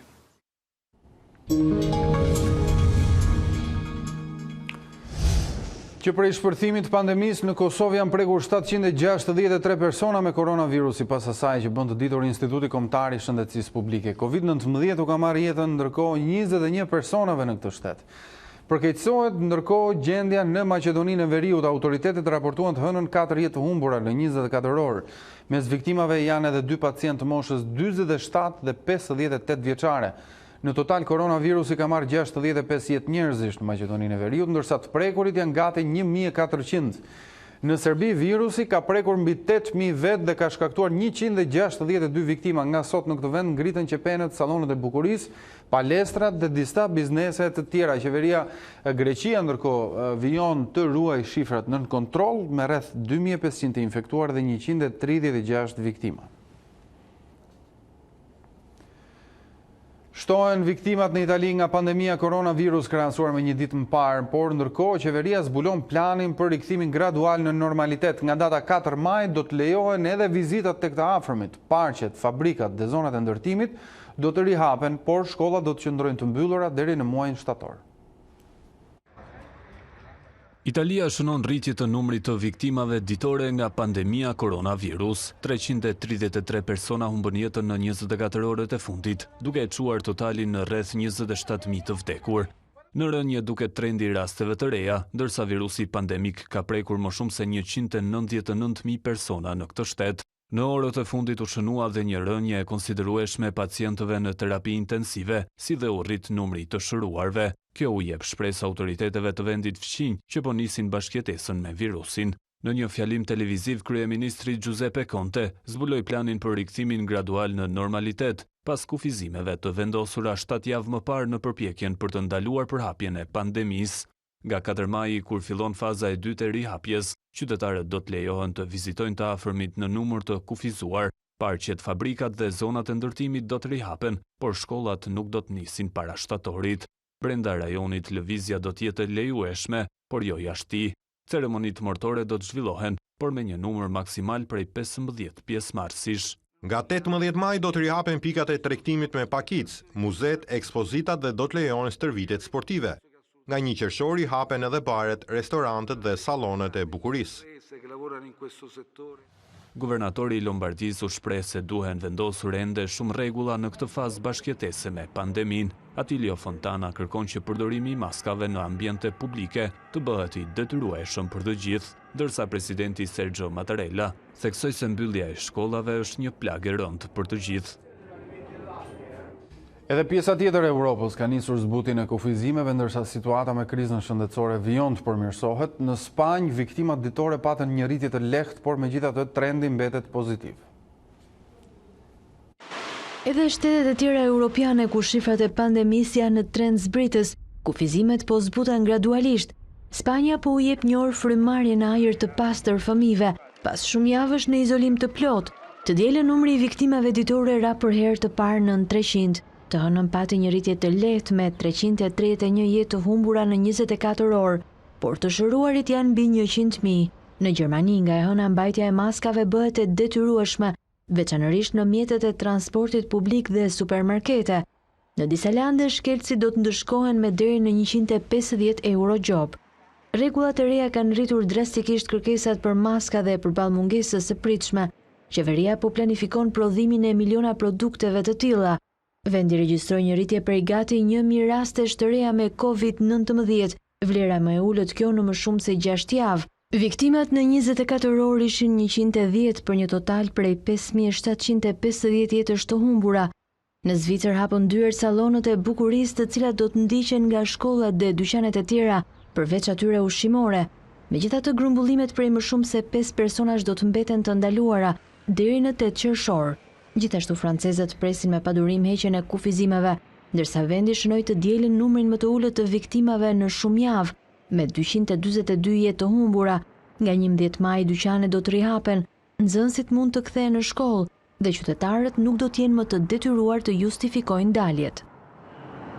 Por Britania e Madhe nuk është ende gati të bëjë hapjen e madh. Në fjalimin e tij të parë pas rikthimit në detyrë, kryeministri Boris Johnson tha se vendi ka shënuar progres në luftën kundër koronavirusit, por se nuk ishte momenti për të ulur vigjilencën.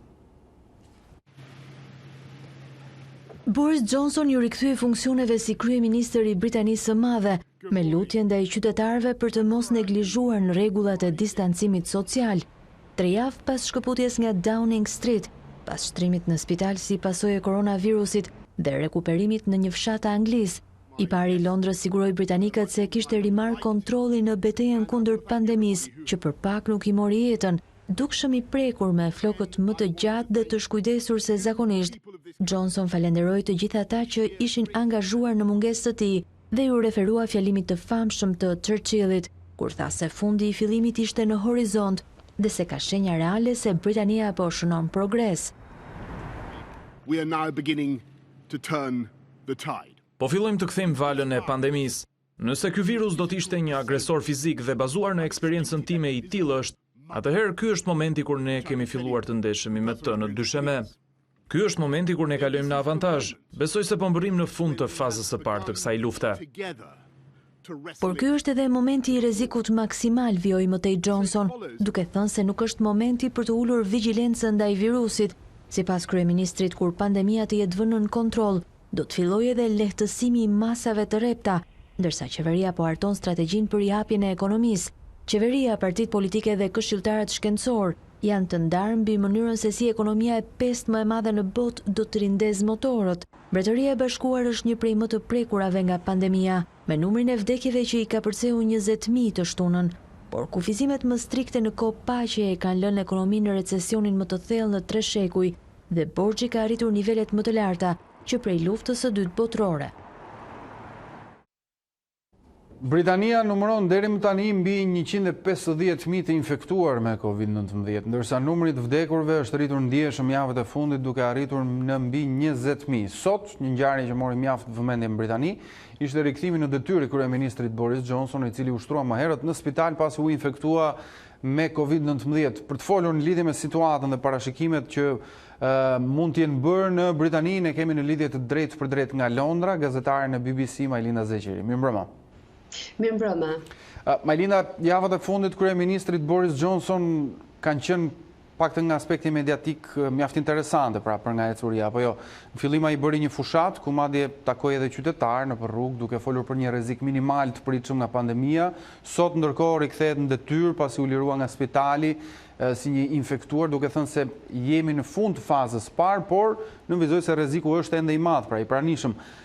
Çfarë mund të themi, apritet që bazuar tek kjo deklaratë e kryeministrit të ketë edhe një ndryshim të qasjes autoriteteve, çfarë po flitet në Britani? Po, duket që kryeministri britanik në paraqitjen e tij të parë, siç tha dhe në reportazhin tuaj pas 3 javësh, tha se nuk ka mundësi për momentin të kemi lehtësim të rregullave të izolimit.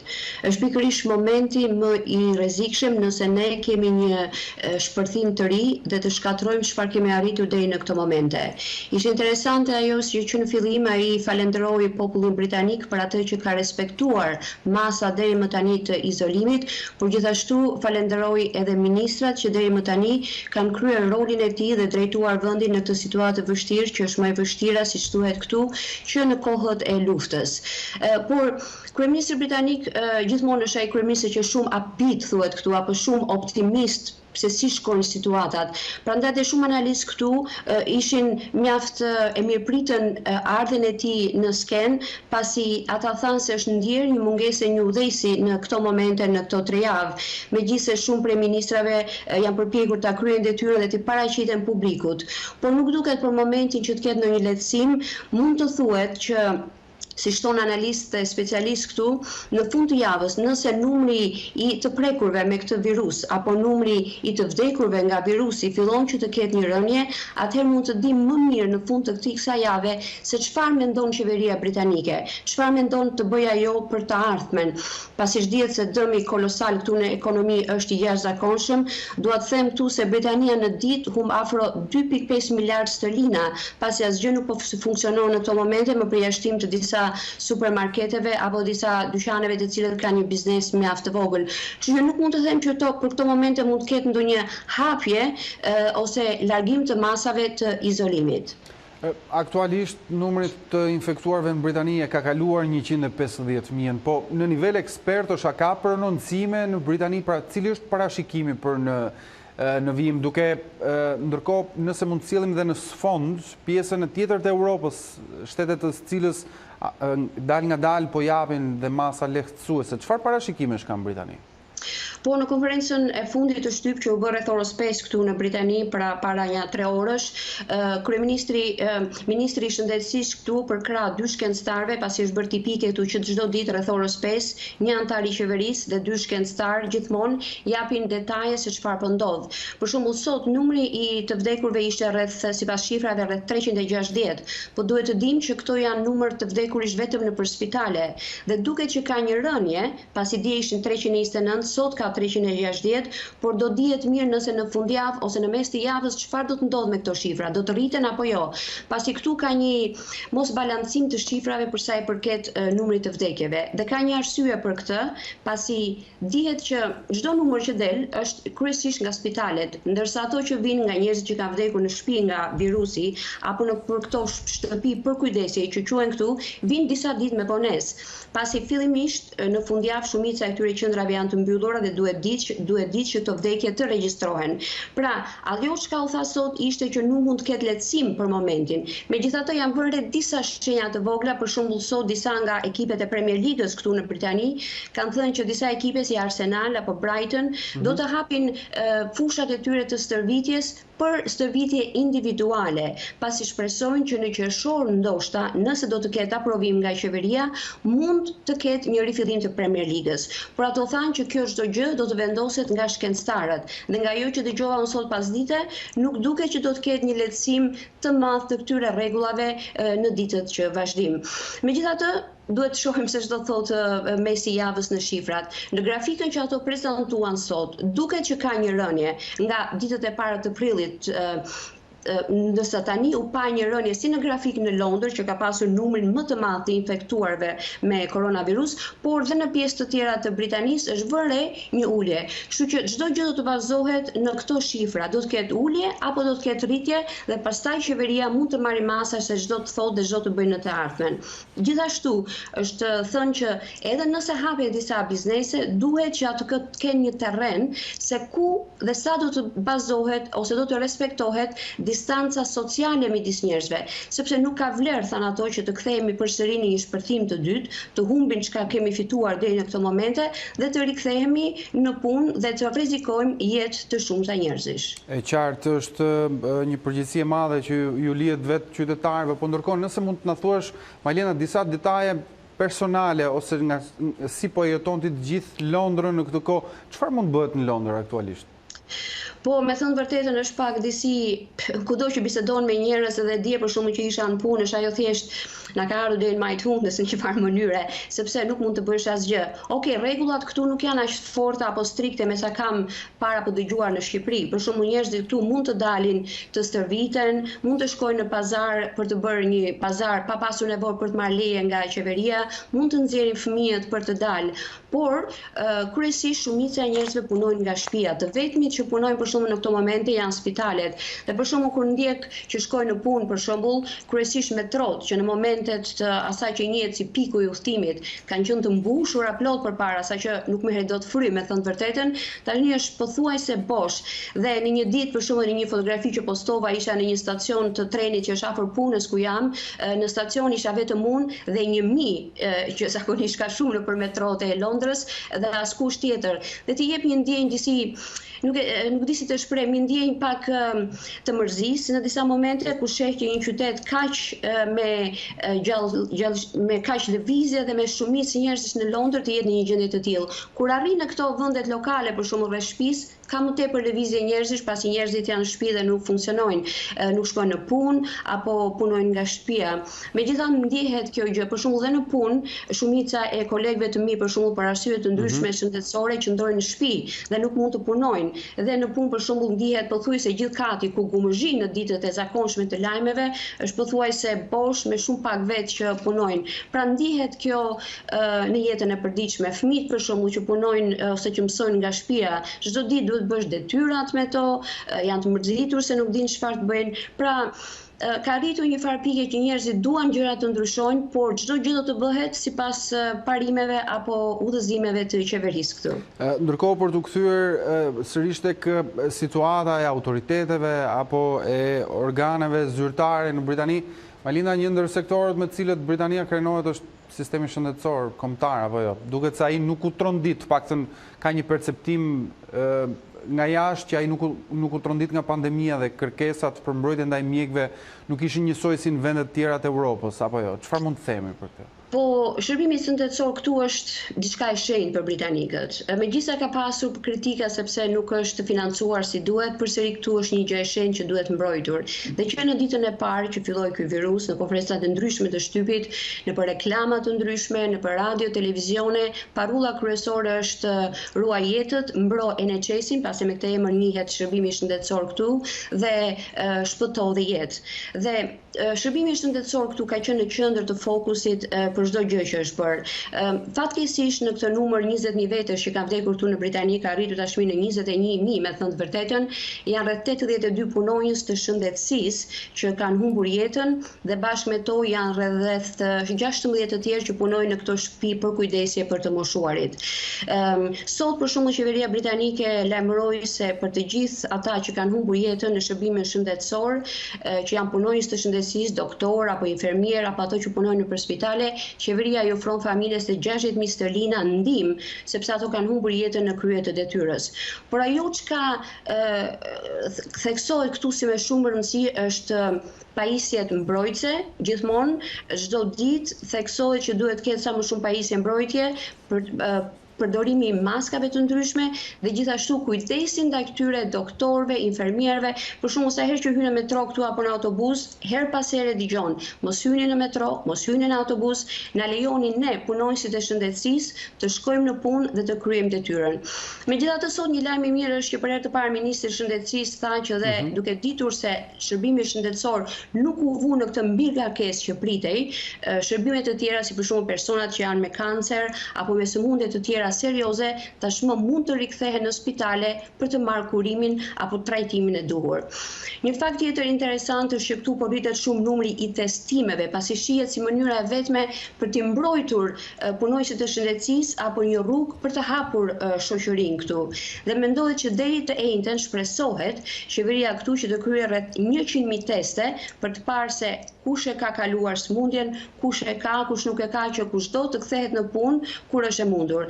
dhe si parësi gjithmonë janë punojësit e shëndetësisë. Janë në listë të parë për të bërë analizat për to dhe tashmë është ushtria përfshirë për të bërë këto testime për punojësit e shëndetësisë. Pra duke qenë që gjithmonë shëndetësia është parësore, mund të them që ka qenë shkaku kryesor pse këtu nuk u pa ajo rëndesë që ndoshta u pa në Itali apo dhe në Spanjë. Ndërkohë, ti pak më herët, Majlinda na bëri një update, një përditësim të shifrave, po si bëhet raportimi i të dhënave nga sistemi shëndetësor britanik ose nga autoritetet, është ditor apo javor? Jo, Britania e bën çdo ditë njoftimet. Çdo ditë në ora 5 kur ka një konferencë shtypi, lajmërohet sa është numri i të prekurve me virus apo të infektuarve. Kryesisht këto njoftime që vijnë janë kryesisht, sidomos në fillim të javës, nga spitalet, sepse ato janë vdekje të konfirmuara që janë me koronavirus. Këtu thuhet që nuk ka fshehje të shifrave, autoritetet e kanë bërë të qartë, sepse nganjëherë ka ndryshim të jashtëzakonshëm midis shifrave që vijnë në fillim të javës dhe atyre në mes të javës. Duhet kemi parasysh se Britania përbëhet jo vetëm nga Anglia, por është Walesi, është Skocia, është Irlanda e Veriut, dhe secili nga këto ka rregullat e veta se kur bën njoftimin e shifrave. Dhe kjo ndodh që për shembull kur bëhet lajmërimi nga zyra e statistikave, këto shifra vijnë më e vonesë sepse të dhënat që vijnë nga spitalet këtu. Britania ndjek një parim, u tha këtu, është pikërisht një parim ndërkombëtar që ndoshta zbatohet siç u tha këtu dhe në vende të tjera të botës. Pra që numri të vdekurve në spital është numri sakt, prandaj nganjëherë ka dhe një mosbalancim midis numrit të vdekurve në përgjithësi në Britani dhe numrit të atyre që raportohet çdo ditë. Për shembull, në fillim të shkurtit, në fillim të marsit, pati një ndryshim shifrash mbi 2000 në atë se sa kanë vdekur apo sa dihet që kanë vdekur. Por megjithatë gjithmonë vjen numri sakt mbas disa ditësh. Dhe kjo bëhet për arsyet që përmenda më sipër. Një ndër lajmet më optimiste të kësaj pandemie erdhi nga Oxfordi pak ditë më parë në lidhje me zhvillimin e testeve klinike për vaksinën, Majlinda, apo jo? Çfarë pritshmërish ka për të? Po, Universiteti i Oxfordit në bashkëpunim me një institut tjetër, këtu njihet si një nga universitetet që është marrë dhe më herë me një vaksinë tjetër të ngjashme po të familjes së koronavirusit, është një vaksinë për MERS-in. Dihet që është një universitet i njohur për këtë. Një nga shkencëtarët kryesorë që merret dhe që po drejton këto tha që është në fillim kur filloi pikërisht të flite për këtë vaksinë, është 80%, tha jo jam optimiste. Megjithatë në ditët e fundit shprehu vetëm me fjalën optimiste. Testimi filloi ose injektime me këtë vaksinë filloi të njëjtën e kaluar, ishin 2 të parët që e morën këtë vaksinë, të dy janë shkencëtarë që vullnetarisht ofruan që të injektohen me vaksinën për të parë se si funksionon. Tashmë ka një përkujdesje këtu se kur mund të jetë kjo vaksinë gati. Pikërisht shkencëtarët që drejton këtë tha që sipas rregullave kryesisht mund të presim nga fundi i vitit tjetër për të qenë të sigurt dhe për të parë që kjo vaksinë është efektive. Megjithatë në ditët e fundit është parë një farë optimizmi dhe është thënë që nëse kjo vaksinë që ka filluar tashmë të bëhet, do të bëhet tek rreth 500 veta për të parë se si funksionon, nëse është dhe ka rezultat efektiv dhe pozitiv, ato janë të gatshëm të prodhojnë rreth 1 milion vaksina në shtator. Por kjo është gjithmonë në rast se ka efektivitet, pasi ata nuk duan që të vëjnë në rrezik rëndësinë e vaksinës dhe për sëmundje të tjera, nuk duan që të rritet ai pesimizmi që vaksinat nuk funksionojnë. Prandaj çdo gjë bëhet me kujdes për të parë se si funksionon. Një prej këtyre shkencëtarëve të para që e bëri injektimin me vaksinë tha që ndjehet mirë, pasi ato janë në mbikëqyrje të vazhdueshme për të parë se si po shkojnë. Pasi pati një lajm në media këtu në një prej ishte që një lajm i rrem se personi i parë që bëri vaksinën ka vdekur, por ajo doli dhe tha jam mirë, çdo gjë po shkon mirë, kështu që shpresohet që vaksinimi të jetë dhe të shkojë mirë dhe qeveria këtu ka futur një sasi të jashtëzakonshme parash për të financuar këtë vaksinë. Rreth 20 milion sterlina kanë shkuar vetëm në Universitetin e Oxfordit për të bërë këtë vaksinë dhe rreth 20 milion të tjera në një universitet tjetër këtu njihet si Imperial College dhe ato po merren me të njëjtin gjë pra për një vaksinë. Kështu që nëse rezultatet janë të mira, presim rreth 1 milion nga fillimi i shtatorit, por çdo gjë shihet ose do të shihet se si do shkojnë në këto 3 muajt kur do të fillojë injektimi tek persona të tjerë. E qartë. Mirë, Majlinda Zeqiri, unë të falenderoj për këtë bisedë dhe informacionet e detajuara që na përcolle nga Londra drejt për drejt. Pas deklaratave të presidentit Amerikan Donald Trump për injektimin e dezinfektantëve për të luftuar koronavirusin, Deborah Birx, koordinatore Task Forces për COVID-19 në Shtëpinë e Bardhë, është vënë në shënjestër të kritikave të medjave që nuk e ndali presidentin kur lëshoi këto deklarata. Sipas medjave, zyrtarët e lartë administratës shëndetësore po sakrifikojnë kredibilitetin e tyre për të amortizuar deklaratat e presidentit amerikan. U vu në qendër të kritikave që nuk e ndali presidentin amerikan Trump, ndërsa ky i fundit kërkonte që shkencëtarët të studionin injektimin e dezinfektantit në trup si një formë për të luftuar koronavirusin. CNN shkruan se Deborah Birx, koordinatore e Task Forces për COVID-19 në Shtëpinë e Bardhë, një fizikante dhe diplomate, kompromentoi edhe detyrimin e saj ndaj shkencës, kur në të kundërt nga çfarë pritej, justifikoi deklaratat e Trump, duke thënë se ai thjesht ka mënyrën e tij se si e përpunon informacionin në zë të lartë. Kamerat e fokusuan duke shprehur habi dhe siklet nga deklaratat e Trump mbi injektimin e dezinfektantit apo përdorimin e dritës ultraviolet kundër koronavirusit, gjithsesi ajo zgjodhi të ketë një komunikim me mediat një ditë më pas për të sqaruar deklaratat e presidentit. Por Birx nuk e doli të përgjigjej pyetjeve të drejtë për drejta të gazetarëve lidhur me dështimin e Shtëpisë së Bardhë për të siguruar një infrastrukturë të besueshme kombëtare për testimin e qytetarëve, gjë që ngriti akoma më tepër dyshimet mbi besueshmërinë e saj. Sjelljet e Birx tregojnë se zyrtarët e lartë të administratës shëndetësore po vënë në rrezik reputacionin e tyre për të amortizuar deklaratat e pavënda të presidentit. Në një intervistë për CNN, Birx tha se ajo nuk e kupton pse po flitet ende për këtë gjë. Unë ja sqarova dhe ai e kuptoi që kjo metodë nuk mund të përdorej si trajtim. Nuk e kuptoj pse ende kjo përbën lajm. Ne po humbasim fokusin e vërtet të situatës që si qytetar amerikan ne duhet të mbrojmë njëri tjetrin, tha Birx. Ditët e fundit, administrata Trump është vënë në qendër të kritikave për numrin e ulët të testeve që kryen aktualisht, por edhe për numrin e ulët të testeve të kryera në nisje të pandemisë, çka pengoi përpjekjet e qeverisë për të parandaluar atë. Dështimet e ngjashme tani kërcënojnë shpresat e vendit për të rikthyer në jetën normale, shkruan CNN. Interneti ka kthyer jetën në ferr një shtetase në Amerikë e cila akuzohet pas një provë se është pacientja zero e cila ka dërguar koronavirusin në Shtetet e Bashkuara të Amerikës. Familja Benassi kërkon që kjo situatë mbarojë, ndërsa nuk mungojnë dhe kërcënimet me jetë. Ndjekim raportimin e gazetarit të CNN Donny O'Sullivan. Është si të zgjohesh nga një ëndër e keqe dhe të hysh në një makth ditë pas dite. Kjo është Mahje Benassi. Ajo dhe bashkëshorti Matt janë në qendër të një teorie konspirative të përpunuar mirë dhe të promovuar nga George Webb.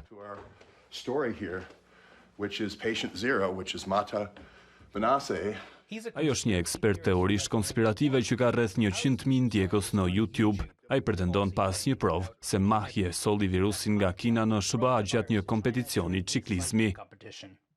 Mahje është pjesë e rezervave të ushtrisë amerikane dhe tetorin e kaluar mori pjesë në lojrat botërore ushtarake në Wuhan.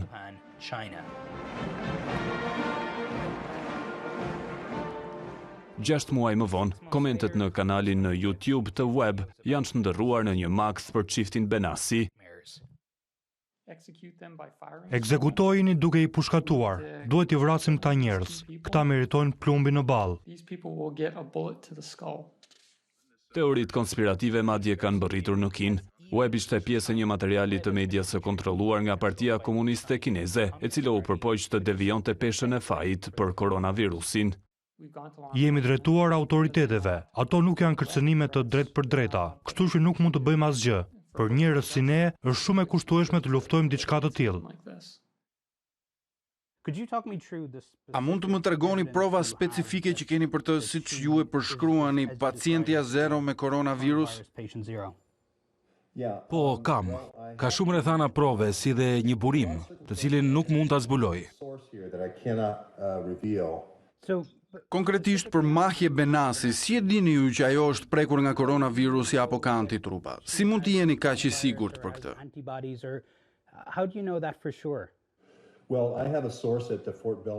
Njoh dikë që konfirmon se ajo punon në spitalin komunitar Belvoir dhe rezultoi pozitive me koronavirus.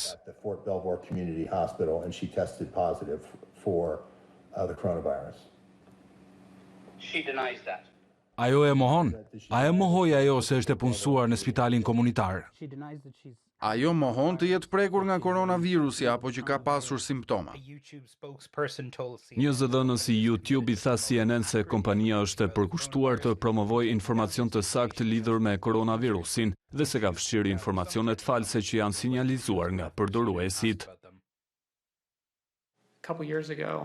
Vite më parë u diagnostifikova me një kancer të rrallë dhe mund t'ju them se përballja me situatën ishte më e lehtë sesa të merrem me këtë gjendje të krijuar nga George Webb. Kjo po del nga duart dhe duhet të ndaloj.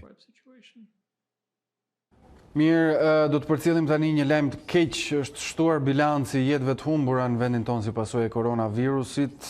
Sipas një njoftimi të fundit të Ministrisë së Shëndetësisë, pra Task Force-s së Shëndetësisë, ndron jetë një pacient 73 vjeçar i cili ishte i hospitalizuar në spitalin COVID-2, pra në sanatorium tek Shefqet Ndroqi. Sipas informacioneve të përcjella nga Ministria e Shëndetësisë, Indjeri i konfirmuar me COVID-19 ishte i intubuar për 24 ditësh dhe ka ndruar jetë pra mbrëmjen e sotme. Bëhet fjalë për një zhvillim të minutave të fundit. Ky pacienti 73 vjeçar me inicialet HK nga Durrësi ishte prej thuajse një muaj në gjendje të rëndë, thon njoftimi, me insuficiencë respiratore akute. Ai gjithashtu vuante nga pneumonia bilaterale, detres i rënd respirator, me smundje bashkëshoqëruese, gjithashtu talasemi minor dhe hipertension arterial, dhe me gjithë përpjekjet e stafit mjekësor në terapinë intensive, 73 vjeçari nuk arrin të mbijetoj, pra sipas njoftimit të minutave të fundit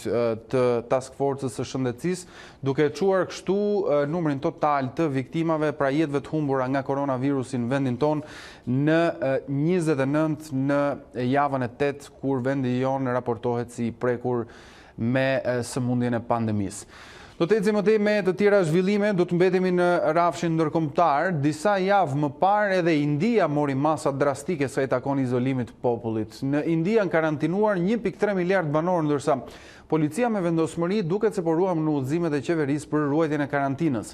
Disa ditë më parë, pamje të transmetuara globalisht tregonin edhe dhunën e ushtruar nga policia ndaj qytetarëve që thyenin oraret dhe rregullat e karantinës. Në mediat botërore u komentua se demokracia më e madhe e botës hynte në karantinë, dhe për të kuptuar më shumë se si po përjetohet pandemia në Indi, ne do të kemi një lidhje të drejtë për drejtë. Në komunikim me ne është në këto momente Greta Beqira, e cila ndodhet aktualisht në New Delhi. Apo jo, mirëmbrëma. Greta, për sa kohë ndodhesh në Indi? Përse udhëtuat atje? Atëherë, në Indi po bëjmë më shumë se 3 muaj, diçka më pak se 3 muaj që kam rri këtu, dhe kam udhëtuar këtu për arsye të punës, sepse jam modele dhe kam lidhur kontratë me një agjenci modelingi këtu, dhe për këtë arsye më dhe në Indi. Ishte hera e parë kjo që udhëtoje drejt Indisë, si u gjeti kjo situatë? Si e përjetuat? Mund të na tregosh? Kjo është hera e dytë që po udhëtoja drejt Indisë, dhe të drejtën nuk është se kam përjetuar dhe aq keq, për arsye sepse karantina këtu, domethënë çdo mas që u mor, filloi rreth 10 ditë më vonë pasi filloi në shtetin tonë në Shqipëri, dhe për këtë arsye isha deri diku e përgatitur se çfarë do ndodhte pak a shumë me rregullat edhe se si mund të ishte e gjithë situata. A patet ti një hapësirë, një mundësi për të rikthyer në Shqipëri, apo ishte një zgjedhje për të qëndruar atje? Më shumë ishte një zgjedhje. Normalisht që mundësia për të kthyer ishte, por që mendova, duke qenë se dhe fluturimet i gjeta dhe pak të papërshtatshme me 3 tranzite dhe me orare shumë të gjata pritje në aeroport, mendova se do ishte më e rrezikshme që të merrja një guxim dhe të fluturoja drejt Shqipërisë, sesa të rrija këtu. Ndërkohë, nga sa je informuar nga mediat lokale, çfarë masash janë vendosur në Indi për izolimin? Janë masa rajonale, le të themi të përshtatura sipas qyteteve, rajoneve apo krajinave, apo ato janë masa kombëtare të diktuara për të gjithë Indinë? Janë masa kombëtare, domethënë janë pak a shumë po të njëjtat masa që janë marrë në të gjitha shtetet e botës, siç është ndalimi i qarkullimit makinave, gjithashtu e njerëzve, mbyllja e aeroporteve, mbyllja e çfarë do rrugë, mbyllja e çdo biznesi dhe kështu me radhë. Ndërkohë, në mediat globale, botërore, është raportuar se autoritetet janë shumë të rrepta për ata që thyen masat. Marrin këtu shkas, pra për këtë pyetje nga disa pamje që mbi një javë më parë bën xhiron e botës, ku tregoi se policia ushtronte dhunë për ata që kapen duke thyer izolimin. Në fakt është e vërtet? Je bërti dëshmitare një rasti të ngjashëm? Është e vërtet, e kam parë një rast ngjashëm, por që këto rast ishin më të shpeshta sa mos në fillim të karantinës, ku njerëzit nuk është se filluan ta merrnin ndaj seriozisht situatën. Domethënë, shteti këtu vendosi masën e karantinimit vetëm 2 orë përpara e bëri njoftimin edhe kishte akoma njerëz në rrugë edhe që nuk kishin mësuar me idenë e karantinimit, kështu që vazhdoni të mos e merrni seriozisht situatën duke dalë për jashtë, kështu që policia ishte detyruar deri në një farë mënyre që të ushtronte dhomën mbi ta. A ka shqiptarë të tjerë në Indi, jeni ndjeni ose pranë teje në grupin tënd të punës, në cilët mund të ketë pasur? Në grupin të punës nuk ka, edhe sa mund ndjeni nuk ka tjerë, ndoshta edhe mund të ketë, por që nuk jam ndjeni të kësaj gjëje. Ndërkohë, Greta, çfarë thuhet nga autoritetet? Do të ketë një lehtësim të masave së shpejti, kur pritet kjo gjë? Çfarë flitet? Deri në 3 maj thonë që do përfundoj karantinimi, por nuk besoj të jetë kështu, mendoj se kanë për ta zgjeruar, por që mund të vijë një lehtësim i masave, duke hapur disa biznesa më shumë përveç supermarketeve dhe dyqaneve të ushqimeve. Ndërkohë, çfarë është e mundur të bëhet aktualisht, aty ku ndodhesh ti? A ka një kufizim total të daljes të lirive? Ka kufizim total, përveç faktit që siç e kemi edhe në Shqipëri që është një fash orare ku ti mund të shkosh, mund të gjesh kohën e lirë dhe të shkosh në supermarket. Këtu nuk është vetëm një, janë 2 fash orare që janë 2 orë gjatë paradites dhe 1 orë vetëm nga mbasditja, që mund të shkosh të bësh domethënë pazarin për sa i përket ushqimeve që të nevojiten. Një përshtypje jotja, si të duket, si janë qytetarët atje, e zbatojnë, po t'jap një shembull, ditët e fundit në Tiranë të paktën ka patur një vërshim të njerëzve në rrugë, mbase ky është dhe një efekt psikologjik, por gjithsesi distancimi fizik nuk është se është respektuar shumë, nga sa kemi vënë re nëpërmjet kolegëve tanë. Çfarë ke vënë re atje? Në fillim isha goxha skeptike për situatën, sepse mendoja sepse askush nuk do ishte në gjendje të zbatonte këtë lloj karantinimi, sepse duke marrë parasysh se çfarë mbipopullimi ka India dhe se sa të mbipopulluara janë rrugët gjatë ditëve të zakonshme, mendoja se nuk do ishte as pak e mundur që të bëhej karantinimi, por realisht tani duke parë gjitha masat që shteti ka vendosur dhe se nuk ka arrin të gjithë të shikosh as edhe një person të vetëm në rrugë, më duket e habitshme, por që realisht ndihem mirë me këtë gjë sepse duke ndenjur në shtëpi kjo siguron edhe domethënë sigurinë e shëndetit për njerëzit e tjerë. Greta, të mungon puna jote? Po, si çdo shqiptari tjetër, si çdo personi tjetër. Po, si po vepron këto kohë? Ka një skedulim të aktivitetit tuaj në vijim? Si e keni programuar të ardhmen? Çdo gjë ka stopuar të paktën deri në 3 maj, ku mund të kemi një njoftim nga studio të ndryshme që mund të ketë përsëri xhirime, por që edhe nëse do ketë xhirime ose photoshooting, do jenë me persona, shumë pak persona, staf. Edhe nuk e di, le të shpresojmë që të jetë sa më afërt kjo ditë, sepse realisht nuk kalohet koha duke ndenjur vetëm në shtëpi. Ndërkohë, si e dëmtuar ti në punën tënde? Çfarë programi kishe gjatë muajit prill apo gjatë muajit maj? Gjatë muajit prill unë do kthehesha në Shqipëri, do bëj dhe pagesa dhe çdo gjë tjetër që më detyroheshin, por që kjo domethënë nuk penalizua vetëm për faktin që filloi karantina dhe na thanë nëse ktheheni gjatë kësaj periudhe, gjatë periudhës karantinës në vendin tuaj, nuk do bëj pagesa. Prandaj dhe zgjodha edhe më shumë të qëndroja në Indi, duke menduar se mund të zgjasë shumë pak kohë dhe mund të kthehemi përsëri aktivitetit të përditshëm. Le të shpresojmë paktën për këtë gjë. Çfarë është gjëja e parë që do bësh pasi e gjithë kjo të përfundoj? Gjëja e parë do filloj punën dhe sa më shpejt kthehem në Shqipëri. Ka që mungon më ndihmë, po nga familja ime. Unë uroj që t'jesh mirë dhe që të kthehesh në Shqipëri shëndosh e mirë. Shumë faleminderit, kënaqësi. Faleminderit që ishe e disponueshme, ishim me Greta Beqirin në Indi. Në Mbretërinë e Bashkuar po shfaqet një sindrom e re tek fëmijët, e cila dyshohet se mund të jetë nxitur nga koronavirusi i ri. Disa pacientë që nuk rezultuan pozitiv me COVID-19 janë trajtuar në spitale të ndryshme të vendit, madje shumë prej tyre edhe në terapi intensive. Mjekët nuk përjashtojnë mundësinë e një virusi të ri. Koronavirusi i ri duket se ka një impakt tepër serioz tek fëmijët. Doktorët në Britaninë e Madhe paralajmërojnë se një reakcion i rrallë dhe i rrezikshëm që po rezulton tek të miturit mund të ketë lidhje me COVID-19. Profesionistët e shëndetësisë lëshuan një alarm në të cilin bën me dije se në njësitë për kujdesjes intensive në Londër dhe pjesë të tjera të Mbretërisë së Bashkuar kanë trajtuar disa fëmijë të sëmurë me simptoma të pazakonta. Në to përfshihej dhe inflamacioni i shumëfishtë i sistemit imunitar. Sipas raportimeve, disa prej tyre nuk rezultuan pozitiv me koronavirus. Është e paqartë se sa fëmijë janë diagnostikuar me sindromën e re, edhe pse ekspertët pretendojnë se është një numër i ulët. Alarmi i lëshuar nga Shërbimi Shëndetësor Kombëtar NHS thekson se ekzistonte një shqetësim në rritje se një sindrom inflamatore e lidhur me koronavirusin po shfaqet tek fëmijët në Mbretërinë e Bashkuar ose mund të bëhet fjalë për një infeksion tjetër, por i cili ende nuk është identifikuar. Këto pacientë të rinj të moshave të ndryshme ishin jashtëzakonisht të sëmur, ata shfaqen karakteristika të ngjashme me sindromën e shokut toksik që përfshin temperaturë të lartë, presion të ulët gjaku, vështirësi në frymëmarrje dhe irritim të lëkurës. Madje disa patën dhe probleme gastrike, dhimbje barku të vjella, diarre, inflamacion të zemrës, si dhe rezultate anormale të testit të gjakut. Ekspertët pohojnë se këto shenja ndeshen kur trupi përpiqet të luftojë një infeksion. Në alarmin e lëshuar nga NHS, këshillohet që këta pacient të trajtohen në mënyrë urgjente. Ne kemi mbritur në fund të kësaj hapësire speciale dedikuar situatës dhe koronavirusit në vendin ton. Përpara se të ndajemi, ju kujtoj të klikoni dhe faqen ton të internetit, a2cnn.com, aty do të gjeni përditësuara gjitha zhvillimet kryesore nga vendi, rajoni dhe bota. Na gjeni gjithashtu ndërkohë edhe në rrjetet sociale Facebook, Instagram apo edhe në YouTube. Bashkë mirupafshim.